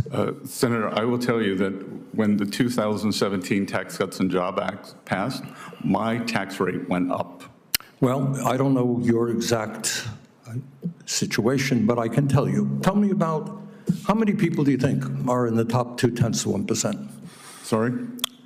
Number of people in the top 0.2% who would benefit from this particular $235 billion tax break. Well, the top, I know the top 10% is right. now paying 7%. That's not the question. The total tax. My question is, why do you think at a time of unprecedented income and wealth inequality, when people like yourself economically have never, ever had it so good, why do you think it's a good idea to cut Medicaid for low-income and working-class people by $700 billion to give $235 billion in tax breaks to the very, very, very richest people in this country, perhaps a few hundred families? Please justify that and tell me about that. Well, Senator, I don't know, but the Democrats had the trifecta, and there was no tax increase or wealth tax on billionaires. You choose. I'm not talking about a tax. You chose not to do that. Mr. Bessent, I am not talking about a wealth tax. Explain. A few hundred of the wealthiest families in this country, $235 billion tax break. Explain to the American people why you think that's a great idea. I think that this will increase small businesses substantially. That most small businesses, they are... Has zero to do, come on, you're smarter than that. This is the top 0.2%. This is not a mom and pop store. These are multi-billionaires, and the savings go to their kids after they pass away. This is nothing more than a gift to billionaires in this country. Well, sir, that's just not correct, because the top 10% paid a bigger share of taxes after TCJA. I'm talking about one provision in this. I don't want to argue with you about taxes in general. One provision, few hundred families, $235 billion in tax breaks. You can't justify that because morally it is totally unjustifiable. Let me ask you another question. If you guys want to cut $1 trillion in Medicaid and the Affordable Care Act, the estimate from CBO, I believe, is that over 15 million people lose their health insurance.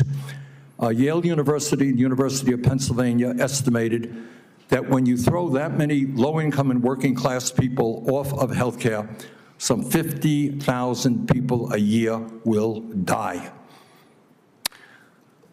Tell me why you think it's a good idea to give tax breaks to billionaires and allow 50,000 low-income and working-class people to die unnecessarily? Senator, first of all, that's overstated by 5.1 million. That is not attributed to this bill. It is simply It's a combination. That's true. No. You all had a scheduled expiration of Obamacare subsidies, and you did not extend that when you were in charge. 5.1 million. 1.4 million illegal aliens on Medicaid. All right, look, and there are work requirements. And our goal is to get more money to children and mothers. Really? Your goal is to get more money to children, and working people. Really? Come on. Do you know how many people, and I was surprised to hear this, I don't know if you know it or not, how many people lose their jobs every year, quit, get fired or whatever? Do you have any idea? Well, there's something called the quits rate, and so when the job market is strong, more people quit. But yeah, I was surprised that I just researched this. I don't know. Do you happen to know? I don't know the number. I was surprised. Would it be shocking to you? It was to me. 20 million people leave their jobs a year. Doesn't shock you, right? It's a big labor force, right? Yep. So somebody leaves the job, maybe they move, maybe something happens in their lives, right? We have a lot of transition in the labor market, correct? Maybe they get a better job. Right, exactly. Maybe they do. Or maybe they have to stay home, their wife gets sick, whatever, we don't know. But 20 million people lose their jobs in a given year, leave their jobs in a given year. Are those people lazy? What happens when I leave my job and maybe I have to move to another state to take care of my ill mother? And I desperately need Medicaid. Am I too lazy now to be able to get Medicaid? I think that's a mischaracterization of the work requirement. Really? Well, I'm not quite so sure it is. Thank you, Mr. Chairman. Thank you, Mr. Secretary, for coming in today. And thanks for having this hearing. Secretary Bessent, the last time you were here, I asked you about your emphasis on domestic discretionary funding in your opening statement. You had stated, quote, "We must adjust federal domestic discretionary spending to get our fiscal house in order while striking an urgent tone on our growing deficit." I mentioned to you then that domestic discretionary spending is only 15% of our budget. And I think if you were serious about deficit reduction, you might not push for tax cuts that almost certainly could not be offset by discretionary adjustments alone. And now, of course, we know you can't. Today, we actually have the details of your plan. Take health care from 10 million Americans, 126,000 Coloradans. Cut nutrition assistance for millions of adults. Sunset clean energy investments that are so critical to the American West. Give over 40% of the tax benefits of this bill to the top 5%. And it's not even close to being paid for. Even my colleagues on the Republican side, who for years and years and years have claimed to be the fiscally responsible party, now are admitting that it's not paid for. This bill adds another $2.4 trillion to our national debt. It will push the deficit to GDP ratio up to 7%, which you said when you were here before was unsustainable, far from the 3% target that you described. If you look at your proposals taken together, there is no getting around the fact.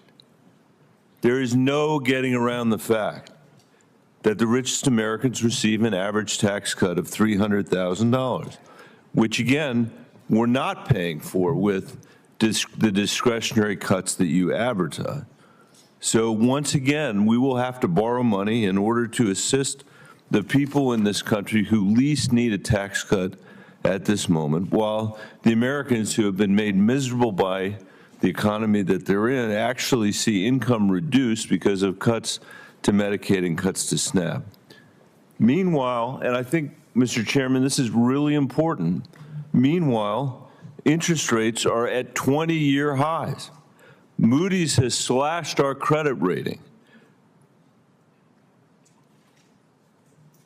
because of the fiscal irresponsibility of this administration. The World Bank has cut our growth estimates in half, and the bond markets are screaming at us to stop. We now pay, and we are paying this year, more in interest than we are in the national defense. Secretary Bessent, how can you square your concern with fiscal health with deficit finance growth for families that need those tax cuts least? Senator, I'll begin with that we did not get here. We inherited this fiscal situation that I believe. Well, you inherited from Donald Trump, who was here. You did, Mr. Bessent. No, yes, sir. you did, Mr. No, Bessent. sir. You inherited from Donald Trump. He's the first president to come back after a 4-year hiatus, after we know exactly what the last tax cuts did, which was blow a massive hole in our deficit and debt. You can't sit here and lie about that. It's true. The data, to coin a phrase, the data shows that that's the result. The math shows that that is the result. No one on this side of the aisle admits anymore that, or claims anymore that they didn't blow a huge hole in the deficit. They did. And now you're here saying to the American people, let's double down on that. We're going to give tax cuts for the wealthy. We are going to give tax cuts again to the wealthiest people in America, and we are going to finance it on the backs of the sons and daughters of teachers and firefighters and police officers all over this country because we can't pay for it. Because the Treasury Secretary discovered somehow that domestic discretionary spending is only 15% of the budget, and therefore you can't balance it there. Well, sir, we had a referendum on November 5th. You certainly did. I agree with policies. Your side lost. I agree with that. And a higher decibel and level. I'm a rare Democrat who doesn't blame Donald Trump for winning. I'm sad he won. I don't blame him for winning. But don't come here. In your statements, go ahead. They have veracity. Go ahead, Mr. Secretary. What? Higher decibel level does not give your statements more veracity. My statements are true, if that's the word, if that's what you mean by veracity. My statements are true. You blew a massive hole in the deficit when your predecessor was sitting here under Donald Trump. And so the question is, can't we think of something better to do with the money than this debt, than drive up interest rates by borrowing money from our kids so the richest people in America can get a tax cut when they don't need it? That is the reality of your plan. Well, sir, actually the high interest rates were achieved during the Biden administration in October of 2023, and we have not touched those rates since then. So the high interest rates. No, your statement's incorrect. I'm out of time, and I appreciate the indulgence of the chairman. Thank you, Senator. Ms. Moore. Thank you so much, Mr. Chairman. I'd like to yield 5 seconds to the gentlelady from California, Ms. Sanchez. Thank you, Ms. Moore. I would ask unanimous consent to enter into the record the nonpartisan policy research Yale Budget Lab analysis, which shows that $3,000 cut to household income because of Trump's tariffs. Without objection. Thank you. I yield back to Ms. Moore. The Yale Budget Lab is staffed by Thank you. This is my time, former sir. Biden officials. Where's the gavel, Mr. Chairman? He's taking up my time. Proceed. The clock's moving, Ms. Moore. Thank you. I want to join my colleagues on a bipartisan basis in regaling the life and times of Charlie Rangel. And actually, Mr. Chairman, were he alive today, today would be his 95th birthday. And you know, even if it weren't his birthday, I would have to have thought of Charlie Rangel at this moment, and the last real close personal conversation that I had with him when I considered your testimony here today, Mr. Secretary, and some of the other sorts of inquiries and comments of my colleagues here when they talked about the averages. The average taxpayer is going to receive this or that. It's sort of like the example that you almost gave here. You know, one taxpayer gets $1 million tax refund, another one gets a $1 tax refund, and then the average tax refund is $500,050. I had a Jesuit education, so we learned about the tyranny of averages. You ignore the distribution and outliers. You mask variations and inequalities. It's asymmetrically distributed. It's skewed. Because you have heard my colleagues talk about the real impact. Somebody under $50,000 a year is going to get $265 versus others that get millions. That is not a question. That was my comment. Okay, so you and DOGE were focused on eliminating waste, fraud, and abuse. So let me just sort of outline some of the waste, fraud, and abuse that you found and tell me yes or no, was this what you found? $641 billion in subsidies for the ACA, $764 billion in Medicaid cuts, $300 billion in SNAP cuts, and then triggering $500 billion in Medicare cuts. Was that all waste, fraud, and abuse? Yes or no? Again, ma'am, it's very, very difficult to give a yes those are the cuts. Okay, I'll move on. You're not going to answer. Very difficult. What I'd like to know is the $2.4 billion in debt and the tax increases of $4.5 trillion. Is that not spending? Are tax cuts spending and creating, especially, not just adding to the debt, but the interest rates on the debt? Is that or is that not spending, yes or no? Are tax cuts, if I give you a tax cut, am I spending out of the Treasury to do that?